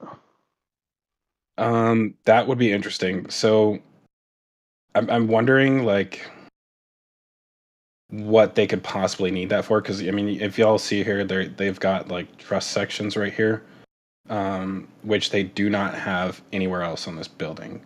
So these are a lot more heavy duty. I mean, theoretically, these could just be, well, I guess these wouldn't be bridge crane rails, right? No, myself and a number feel like it's probably those are, while they could be roof trusses, they appear to more likely be roof or column trusses of some sort. Some of the bolt patterns on the flanges at the bottom seem to very closely resemble the bolts sticking out in some of those foundations on the outer perimeter of the building. Okay, so theoretically, it could get even taller. Yeah, and the one thing why though, like why would you do that? Well, what my thinking maybe with this part of the factory, or what I'd like to see, is this part being tall enough to be able to stack the nose cone, payload bay, and the forward dome section all together before it leaves the factory to go be stacked in one of the bays. Because then that way you've got the whole payload bay properly sealed before it goes outside. Right, that would make sense. Because the second lift point is on the is below the payload bay, right? It's on the forward dome. Yeah, so at that point they would never need anything other than that new load spreader in order to lift them. It would make sense. This is going to be interesting. I mean, it's these definitely look bigger than the footings that were on this side. So Well, and even the footings there's actually the newer section. There's the middle 6 there are actually kind of halfway between the end. They keep it. There's like 3 steps of graduation in how big those outer foundations are. The Like 5 down, on the if you look at the 5 on the left, they're actually bigger than the 6 to the right of them, which are bigger than the ones on the portion that's already constructed. so it can take 2 steps up Yeah, theoretically. it's definitely getting a little bit stronger. Huh. I'll tell you what, if this building gets taller in a spiral, it's going to look super ugly. I don't think I'm convinced that it's going to get taller. I feel like what the current height is at least big enough for the payload bay and the nose cone, marginally close enough to add the forward dome. It may just be that it needs to be stronger for the extra weight if they don't actually assemble all of those together until this newer section. Yeah. Yeah, that was an interesting development seeing these arrive this week. It was very confusing, but I mean, it will be interesting having this building be a lot different than what we were expecting. So, yeah, I'm going to move us on unless y'all have anything else you wanted to cover from this area. No, well, maybe people want to know what's happening with that plot of land, and I think BJ is probably the best to explain what's going on there now. Yeah, I mean, litigation's still just tied up. Essentially, everything's been moved forward. The end of November, there's a continuance granted to the defense on that lawsuit, and I think next court date is January 18 or 24, I think. Yeah, basically, it's still being dragged out. Yeah, some of the limited amount of public data without having a lawyer being able to sign into the detailed legal paperwork on it. It seems like it's a dispute on what the value of the land is, which is not a surprise to any of us, I'd imagine. Yeah, that makes sense. I'm surprised they're not just like willing to pay whatever it takes to get it, but you know. So let's, I guess, move a little bit further north. I'd like to clear the queue on support, if I may. Oh yeah, let's go ahead and do that. I want to thank Jim Cavett for gifting a membership. Houston Lucas, a $10 super chat with questions about the tower, which we've already covered. I'm going to avoid that question due to time constraints. I want to thank Rocket Profit for a $10 super chat. Awesome 100th episode, well and truly done, Team RGV. Boldly forward for another 100. I like it. John Depker, because we need another 100 episodes. Yes, we do. $10 super chat. Rocket Profit 1999. Happy holidays to all in the community. Oh, sorry, just Rocket. Rolls off the tongue, way too easy. Friday Ray, $5 super chat for an eagle-eye view beyond compare. John Depker, well, Victoria wants to give a shout out to Indian Star if she's listening in. Hi, Indy. Hi, Victoria. Always nice to see you watching. Friday Ray, another $10 bail money deposit for the Astros. He's always getting into trouble. Robert Burkett, $20 super chat. Merry Christmas, Happy Hanukkah, and Happy Holidays to you all. May we all unite in humanity and peace. Our love in SpaceX and Starship is a great start. God bless. Thank you, Robert. We did have a question from Wayne W. Has anyone sketched out a likely workflow that it takes all the structures as parts of a whole flow? I'm guessing referring to the Star Factory. No, Right. that's a little difficult to do without it being completed. Like we don't really know what's going to happen with the remaining sections of it, so that'll be something that we trying to figure out once we know what the rest of the building's going to look like. But for now, it's a little tough to say. Yeah, and I think maybe the one thing we'll probably guess about it is like one half's going to be this all ship stuff, and then the other half's going to be all booster. But yeah, that's about much as we can really guess right now. Yeah, I mean, the other thing to consider is that you're going to have like, multiple versions of the ships, right? So theoretically, there probably will end up being more ship space than booster space. So, there's probably a R&D section, I guess, for like your fuel depot version, HLS stuff, and eventually, the crew version. So yeah, I mean, there's going to be a lot of stuff happening in that building.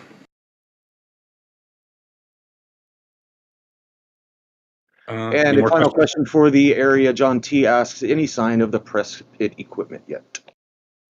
The press pit equipment was installed long ago. So all of that is inside of the building already. We just, obviously haven't seen in there since they put the walls up. But yeah, we do know that it's installed though, as of right now. Cool. Well, I guess if that was the last question, we'll move on. I know a lot of people are wanting us to get to the launch site, so I'll try and get us there. But I do just want to show the village because I know a lot of people like to see that. We got some more expansion going down here on the I want to call it the trailer park, but these are not really like I mean, I guess they are trailers. They're tiny homes, aren't they? I think not a lot. Yeah. So they're starting to expand that a little bit in this direction. Obviously the houses are coming along pretty nicely. I think these are all duplexes. They've got a ton of them complete down here. They've added a ton of tiny homes down in this area too. So Starbase is growing pretty rapidly as far as being able to keep all of their employees on site instead of having them drive all the way down Highway 4. Obviously, they've got like more than 1,600 people working here, so not all of them are going to be able to fit in this village, but they're getting there. What else do we got down here? You got the building that was being used to assemble all the pipework for the orbital tank farm to your right. That now seems to have just been totally cleared out. And I guess something else is going to go there instead now. Yeah, I mean, it's weird because, they could have just like made a tent for that instead. But, this seemed like more of like a permanent structure. So it'll be interesting if they actually get rid of this. I still think they can convert it into a shopping center. That would be nice. But yeah, it is pretty much cleared out. I'm guessing they moved all of these functions somewhere else. Like theoretically, it could be inside of the Star Factory now because they still need to manufacture pipework somewhere. So yeah, no idea where all that stuff is being moved to. Oh wow, I just noticed that they're expanding this over here too. And I guess when it comes to tank farm expansions, it's you only need a building like this temporary just for that. You doesn't need to be a permanent thing. If they're building a second launch pad, then they'll probably need more. Let's see. I don't think there's really a whole lot more to mention down in this area. They cleared out behind the Starlink building. They've ripped out the whole weather station there, and a tracking camera. And they've started just putting a little wall up around that area too. No idea what's going there next. But yeah, it's tiny little development going on there. Yeah. Still haven't done anything with this lot where all the solar panels were. But imagine potentially even more housing or parking. Yeah, that was odd. They just sort of cleared it out really quickly and then they just left it. Yeah, I mean, with so much work going on in so many different locations, I'm sure they probably just haven't gotten to it yet, but we'll probably see some developments there soon. But yeah, you said it might, turn into more car park, and that could make a lot of sense for the village. One more thing I wanted to mention about this area down here, and I'm gonna have to find the post on X really quick. I saw Jessica Kirsch post this the other day. Shout out to Jessica if she's in the audience, because a lot of times she is. But let me see if I can find this really quick. Here we go. So there's a street down in front of... actually, I'll show the street really quick. And I forget. I think it's this one, right? This one? Yeah. I think it's that one. Was originally called Weems Street. And I guess recently they renamed it Memes Street. So yeah, Jessica said Elon officially had Weems changed to Memes, and Elon replied to it, yep. All I can say is no comment. Yeah. I mean, it's all fun and games until your package don't show up. But, Can you imagine telling someone, "Oh yeah, I live on Meme Street"? I couldn't do that. Well, I mean, it's a good laugh. So, cool. Yeah, that was one last thing we wanted to mention. And I guess we can go ahead and move over to the launch site. So I don't have ground images of it, but I'm sure you all know that they've got a new sign up on the other side of this wall that says Gateway to Mars. So that's pretty cool. They finally got it lit up now too with LEDs. So it's pretty similar to the Starbase sign, but Gateway to Mars. So this wall, really interestingly, they have a opening down here, which has a big notch in the front of it. I'm going to try and find that picture. So, oh wow, what just happened? It's the launch site limbo. Yeah. So they've got a notch out of this wall right here, which kind of looks like I don't know, like a hinge maybe for a gate. So I mean, it's a pretty large opening down there. Trying to get the right image is always difficult sometimes. And Yeah, let's see how they deal with this goat. This is not what I want. I just had the image. There we go. Yeah. So, I mean, obviously this isn't only vehicles to be able to drive in through here, not obviously boosters or ships or anything like that. But I believe more than likely we'll see a security gate on here for them to be able to enter through. They're still working on all of this electrical conduit, which is interesting. I initially thought that they already had the suborbital tank farm hooked up to the new three-phase power from Brownsville, but I guess not. So they're finally starting to get that set up, and then I guess these generators that are still down here will end up going away. But yeah, this is part of finalizing not finalizing, but making this more of an industrial site instead of kind of like a backyard operation. I like these walls because it, I think, should help during an inevitable hurricane event where you have up to 15 feet of storm surge possibly. So it's going to be difficult to prevent flooding at this site, mostly due to the other side of the facility here. And I'll just go ahead and show it from that angle, actually. And that's not the image I want.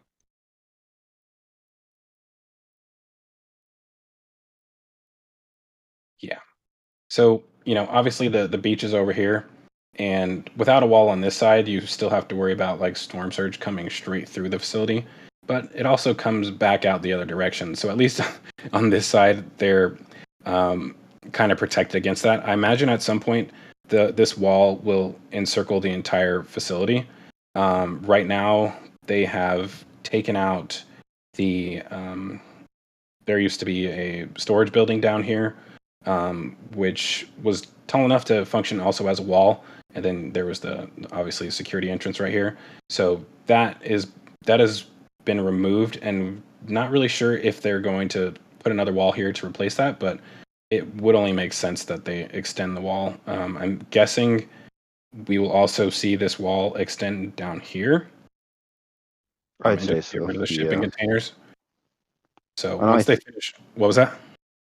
And I think the main entrance is going to change a little bit as well. I think it's going to shift a little bit more to the right of where it is now. It's not going straight towards the tanks. Yeah, because there's really limited space to make this turn now with the way that these pipe racks are coming down here. So yeah, I would not be surprised to see this entrance change a little bit. Yeah, the only thing there that I would feel like would be the angle of the grade going in through there and going straight across is going to steepen that ramp to the right. Now, obviously, vehicles don't go that way, so maybe they can get away with a steeper hill up into that. But it would make sense to not have to make that really sharp turn around the tanks. Yeah, Yeah, I agree with that. I mean, it's.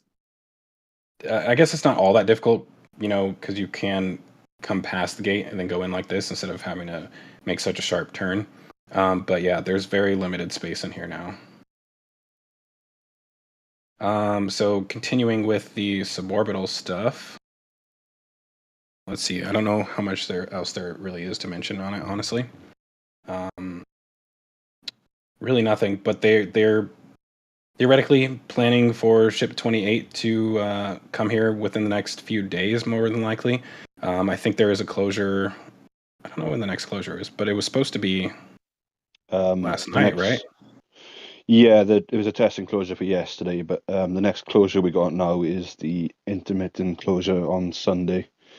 We don't know exactly what it's going to be used for yet.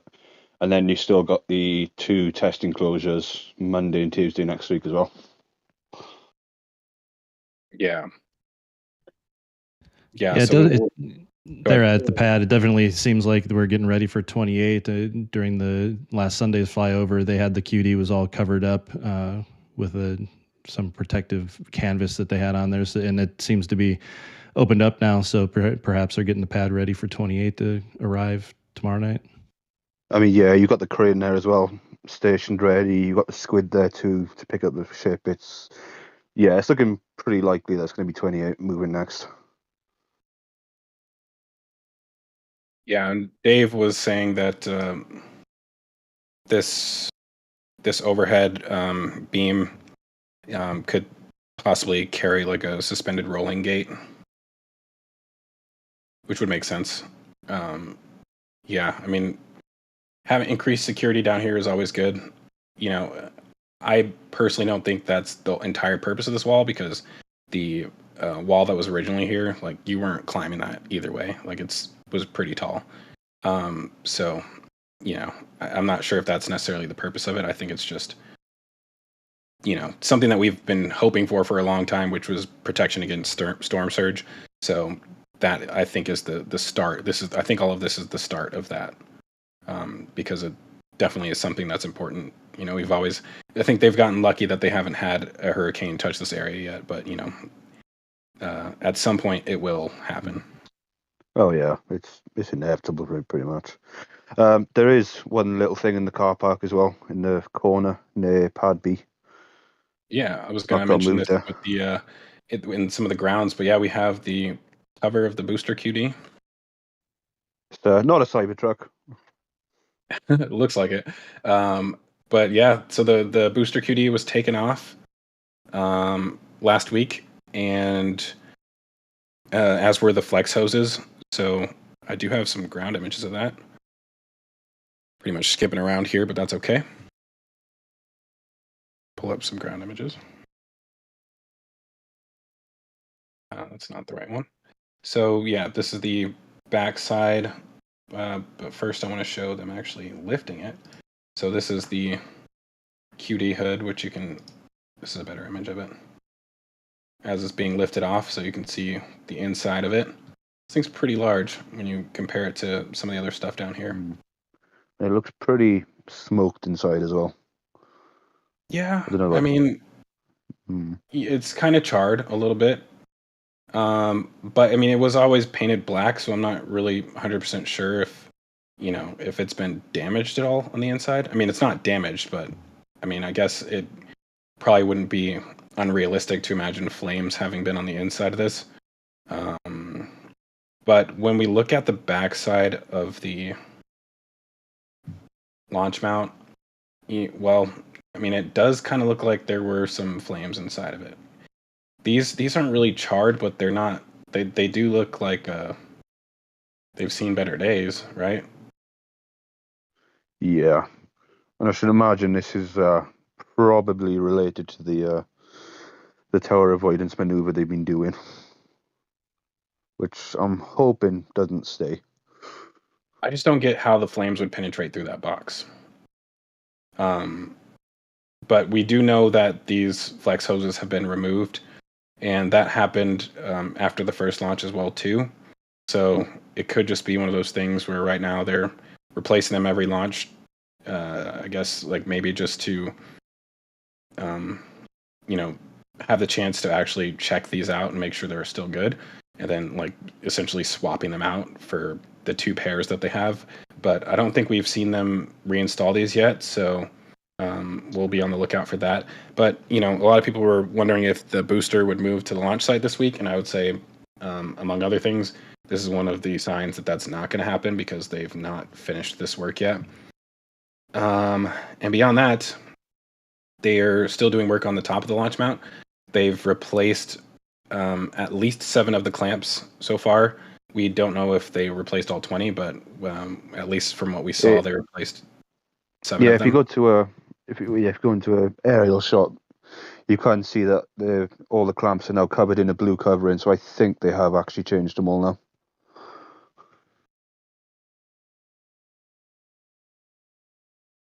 Yeah, that would make sense. At this point, it kind of seems like they're trying to keep them dry, but everything up here is really exposed to that corrosive environment, so I'm not sure if that's necessarily what's going on or not. But yeah, it does appear that they've replaced all of them.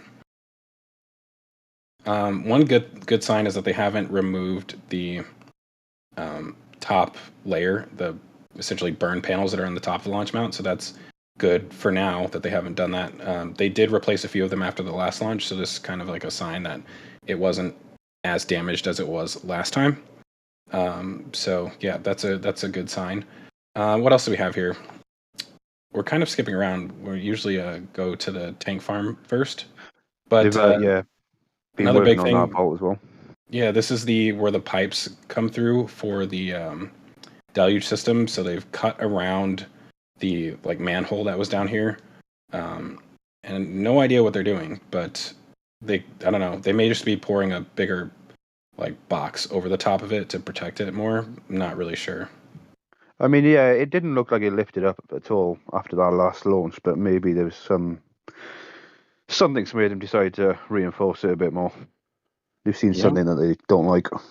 You know what really needs some reinforcement though? Yeah. The wall. Yeah, that concrete wall is getting ablated pretty nicely. Yeah, I'm gonna get us a good image of it because it looks bad. And yeah, once you ablate that too much, there's not really going back on it. Yeah. I mean, we can see it here. It's. Yeah. I mean, there's several inches that have been taken off of this wall.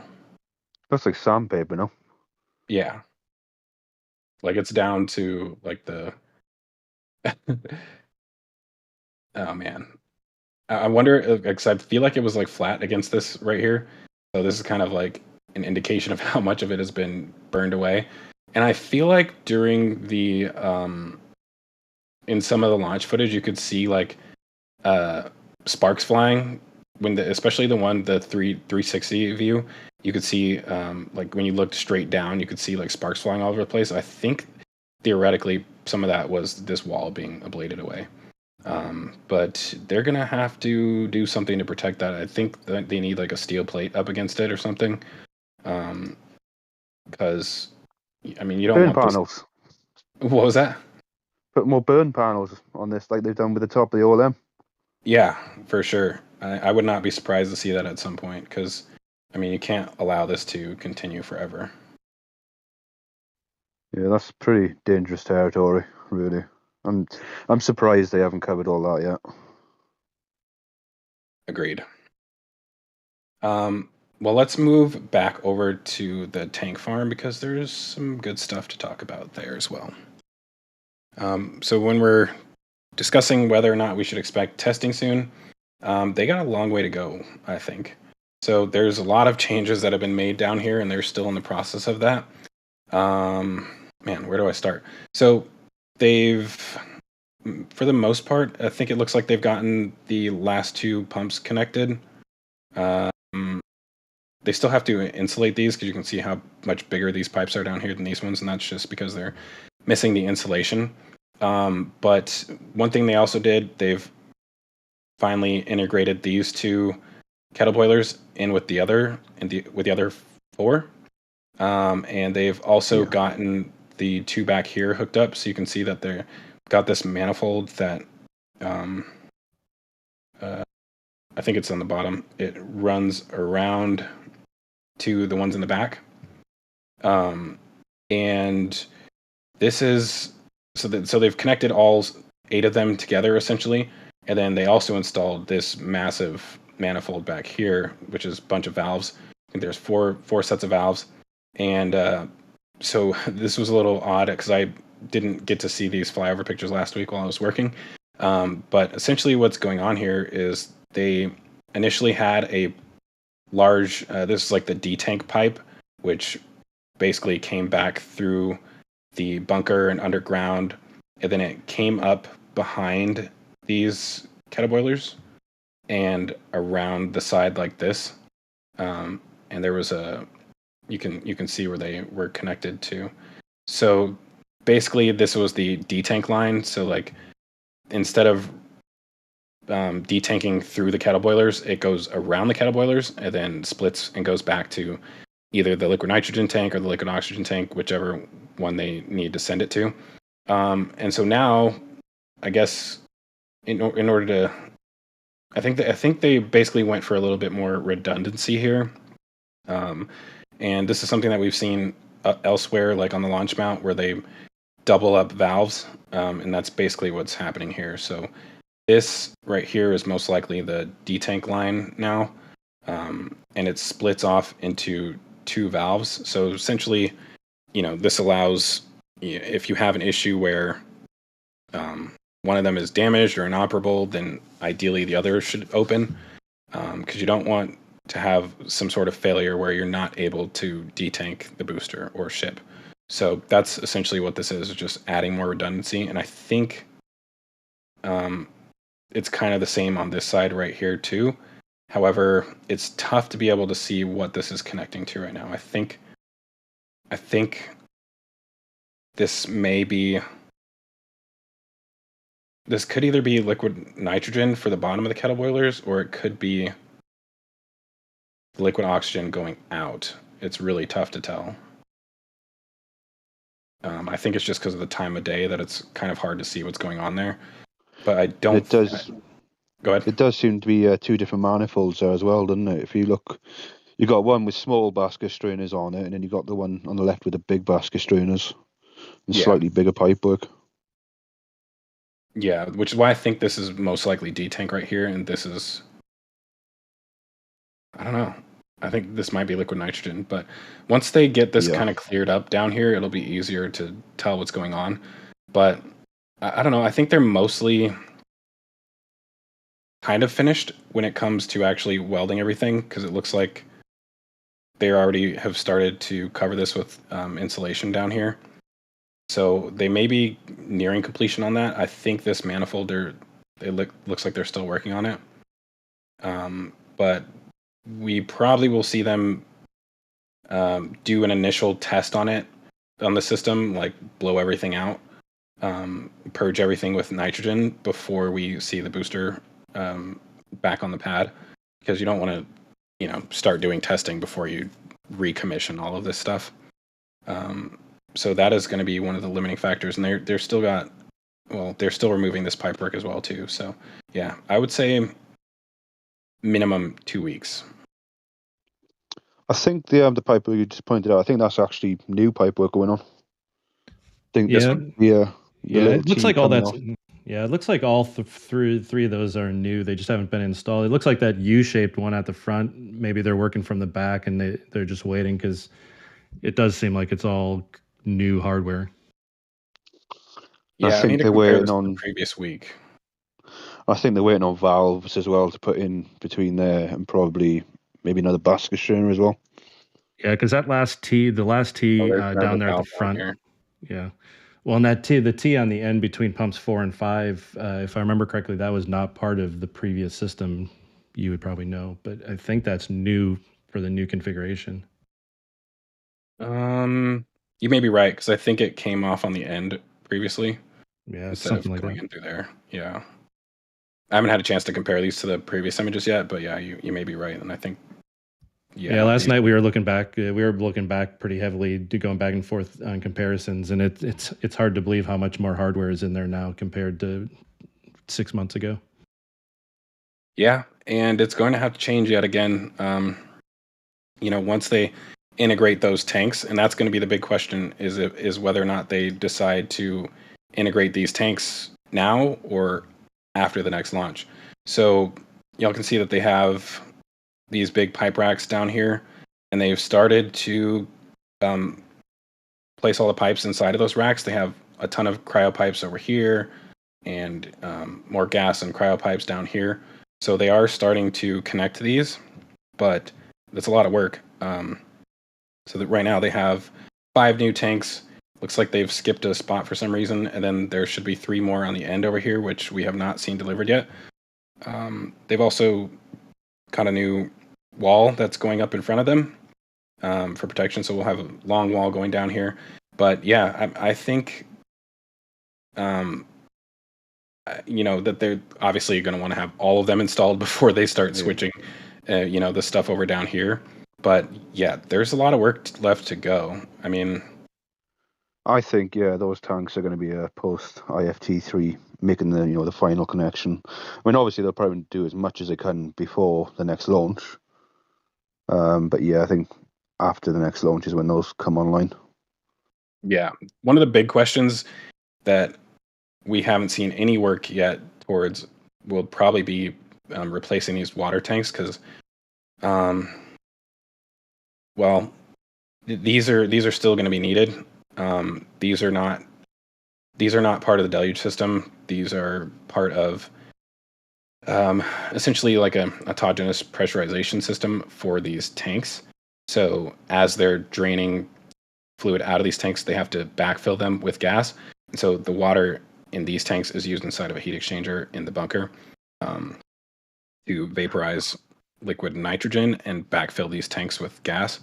So they're going to need something similar for these ones, and they're either going to have to put a ton of vaporizers back here somewhere, or they're going to need to keep that system operable.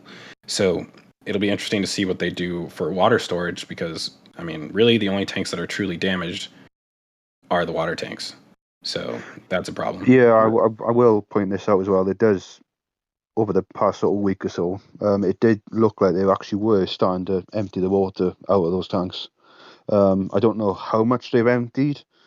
And I don't know if they're going to just refill them up again with new stuff. But yeah, they had the pump set up out the front of the tank farm. And it was set up to drain those tanks. Might still be there. Oh, there it is. There's the little red pump there. Look, that's it. So, are you sure they were draining it and not filling them? I think so. Yeah, I think John had a look at it, and he reckons the pipe was going into the middle of that pump there from the tanks, and he reckons it was sucking the water out. Interesting. Yeah, I mean that's a big factor with this whole thing, is like replacing those water tanks, and the other big thing is going to be replacing or switching this over. I mean, so right now you have this big line right here that goes to all 3 liquid oxygen tanks, and in order to keep these pumps here, this line they're gonna have to cut into it there and send it all the way over to these tanks over there. So that's a big swap, and we haven't seen them start to do that yet. So it is, I guess, a sign that it may happen after the next launch. But I mean, there's a lot of conversion work left to do. And there was, in talking about the water tanks, there was some speculation. If you go over to the flame deflector farm, there is a new trench appearing over there. And yeah, there's 2 of them. I think this one's going to be a wall right here. I think they may throw a wall up in front of it and then put penetrations through it so that they can still fill these water tanks. But this one over here, that's pretty weird. What were you going to say about it? I think someone speculated that may end up being more water storage to replace the tanks in the orbital tank farm over in this area eventually. That's a good thought. I don't think a wall was anything that anyone came up with yesterday, but I feel like that is even more plausible for why that trench is there. Yeah, it's very similar because we were to- thinking that they were going to repurpose lines to that CO2, but one of the things in my head was that those new CO2 tanks had to have been part of previous operations since they got rid of the one that was on that little pad that's now gone. Yeah, I mean, if you look at this down here, they have a slot in the ground where they've cut it so that this wall essentially is integrates with that down there. So I think it's very similar what they're doing over here, which is putting a Yeah, I'd wall say in that front of checks this. out. I think it needs it. I mean, the flames do curl around the tower. I don't know if they were actually touching this, but I do remember seeing some damage, at least on this side, it looked like. So yeah, I mean, having some sort of protection, to prevent any future damage to this is probably a good idea. So I think we'll see a wall in front of this. Yeah, coming back to that patch by there, I think my speculation is more it's going to be some sort of build in there because it's not really reinforced for an actual water tank of any kind. Yeah, the layout of it is very odd, though.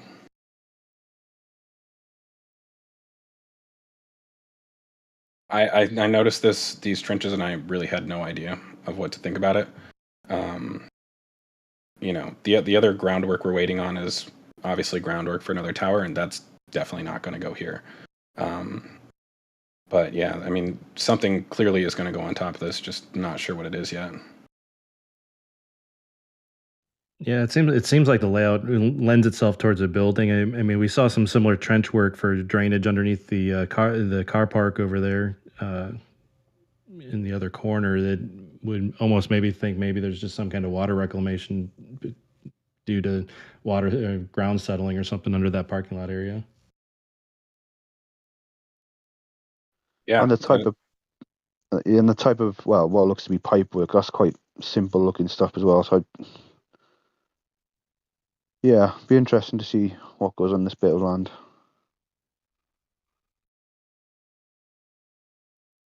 let's see. What else did we maybe need to cover? Oh yeah, tiny detail, but they moved the methane offload point as well. I don't know if you can see it from this angle. It's now more to the right. See it sticking out the wall? Go to the right It a bit was more. right here before, right? Yeah, now go down a bit. Right there. Right in the behind middle of the methane wall tanks. by the small tanks. Right here. Yeah. Yep. It only looks And like one truck can offload at a time. And yeah, you can see the exclusion zone as well for when they offload the methane there. They've repainted that. Yeah, it looks like the bigger pipe that's coming through. You can see it on the other side. Almost looks like it comes to a T where maybe they could still be offloading 2 trucks at once. Yeah, I mean, they may not be done with it either. They could extend it down this wall. I noticed also that they're doing some work. Oops, why does it keep doing that? Let me see if I can find it from a better angle. So they're doing some other work where they're cutting through the concrete down here, which is odd. Not sure what to expect out of that. Initially, these were the cryo stations for the booster and the ship, but they still have pads for them, but all the pipework has been covered. So not really sure what's going on here, but they've started cutting some of that out as well. And yeah, I do think eventually a lot of this concrete around here is going to have to be ripped up and just completely repoured, because there's just so many repair patches in this area now. I just feel like one of those is just going to rip up eventually and be caught up during a launch. Yeah, I mean, this almost looks like another wall would go here, but I don't know why that would be necessary.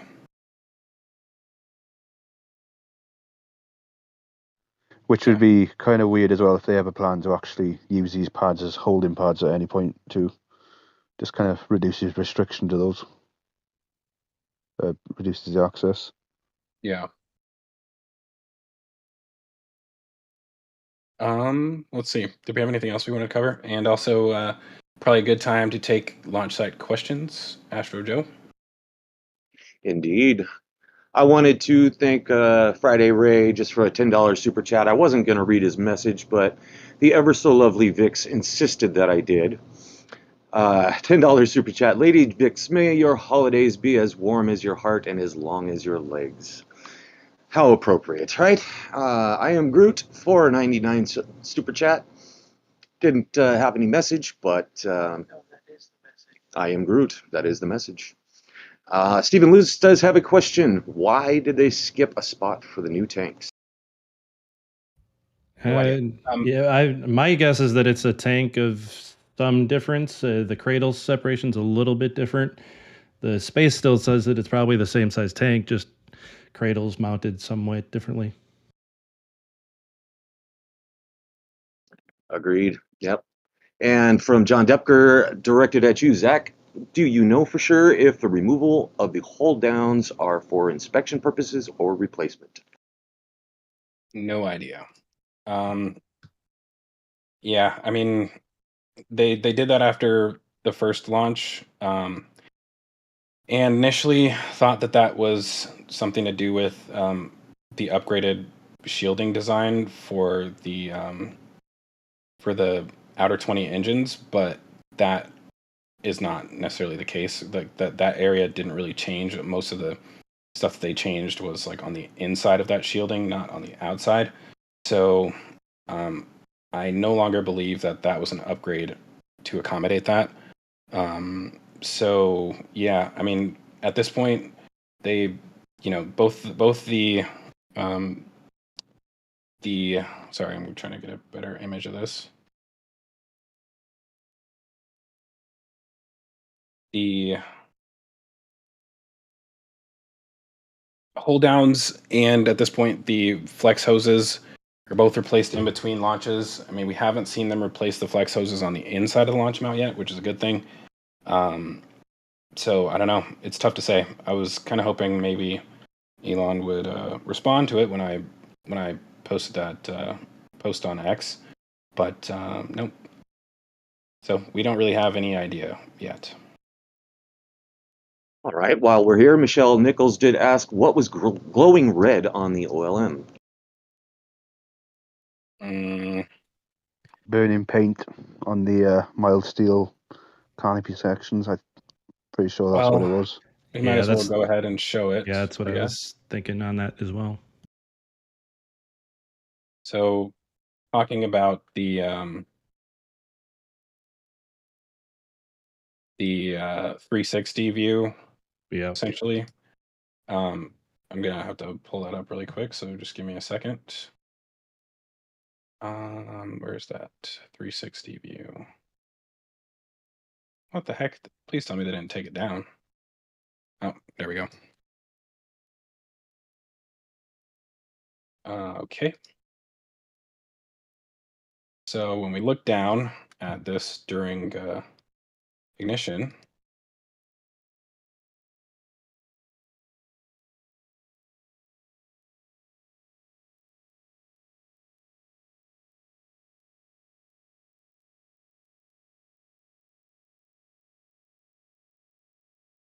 so I think we're talking about like down here.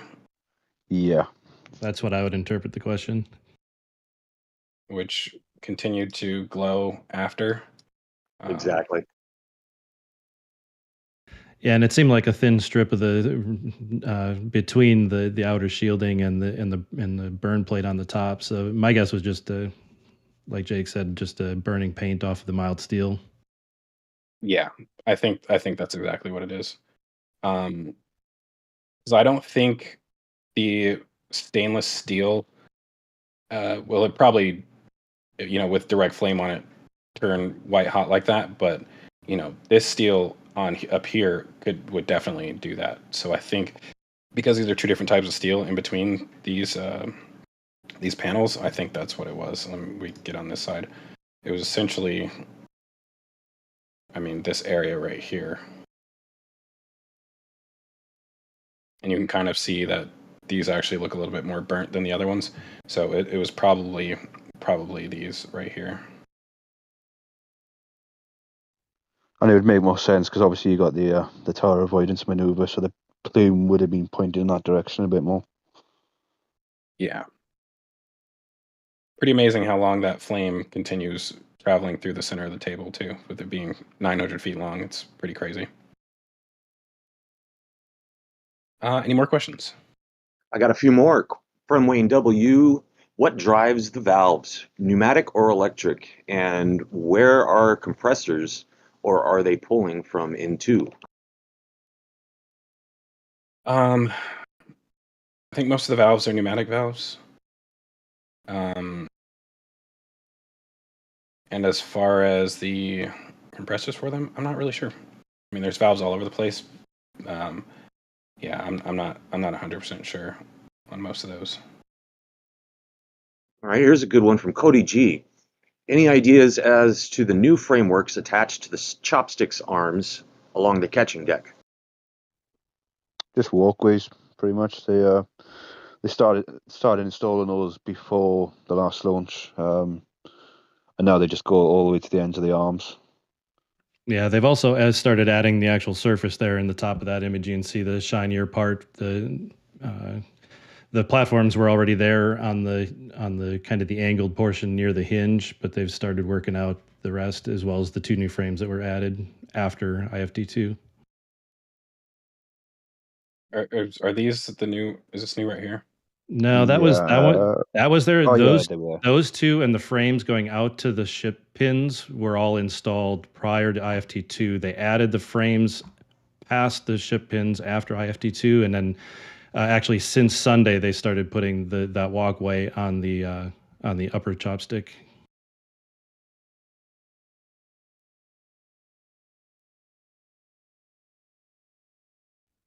All right, we've got a lot of questions. Everybody wanting to know speculation on where is Tower 2 going to be placed.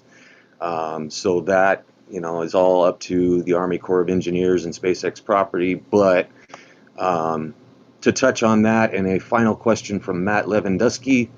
Hypothetically, if a second tower were to pop into existence tomorrow, could this one fuel farm fully fuel and launch 2 Starship stacks without replenishment?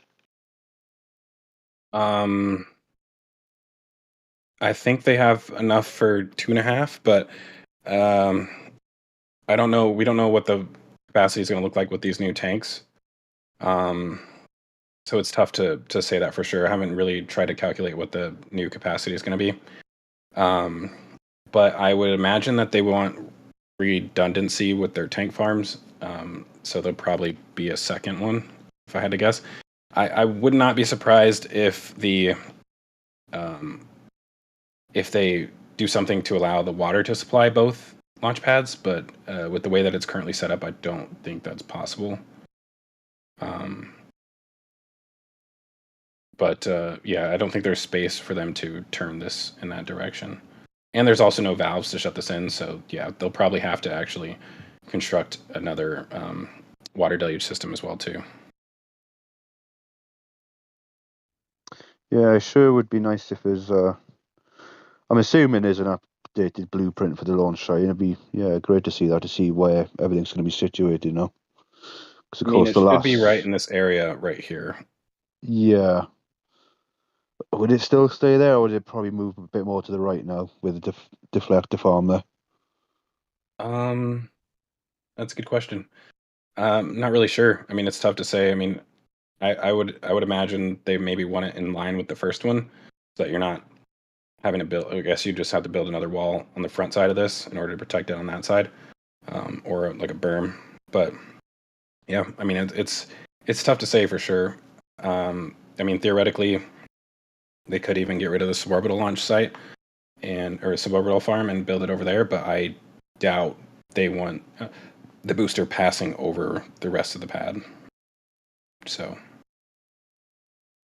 yeah, we'll have to wait and see on that one. I think I'm actually surprised that they haven't started groundwork, considering how much it seems like they're in a rush to get all of the hardware for the second tower here, because that groundwork's not going to be exactly quick, especially for the launch mount. So, yeah, I don't know. It'll be interesting to see when they start that, but it's going to take, I don't know, probably like 4 or 5 months at least just to even do the foundations. So, yeah, maybe that's a post IFT3 kind of thing, but we'll see. Yeah, that's why I'm still baffled about this tower being worked on, or this second one for Starbase. It's just nothing's going to be ready for it for such a long time. It's I don't fully understand it. Agreed. I'll take one last question from Science3993. Question for Stage 0, Zach. Any chances to use electric actuators for all hold-down clamps of the orbital launch mount?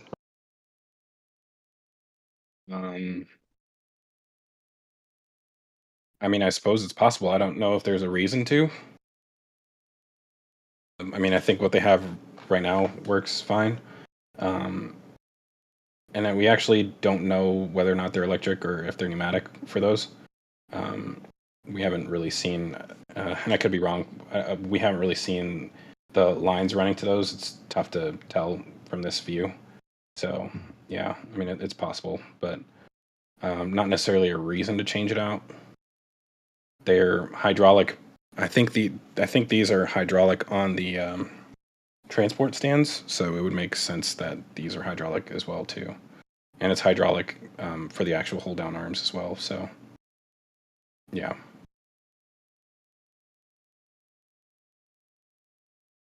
That's all I got. Been a great show.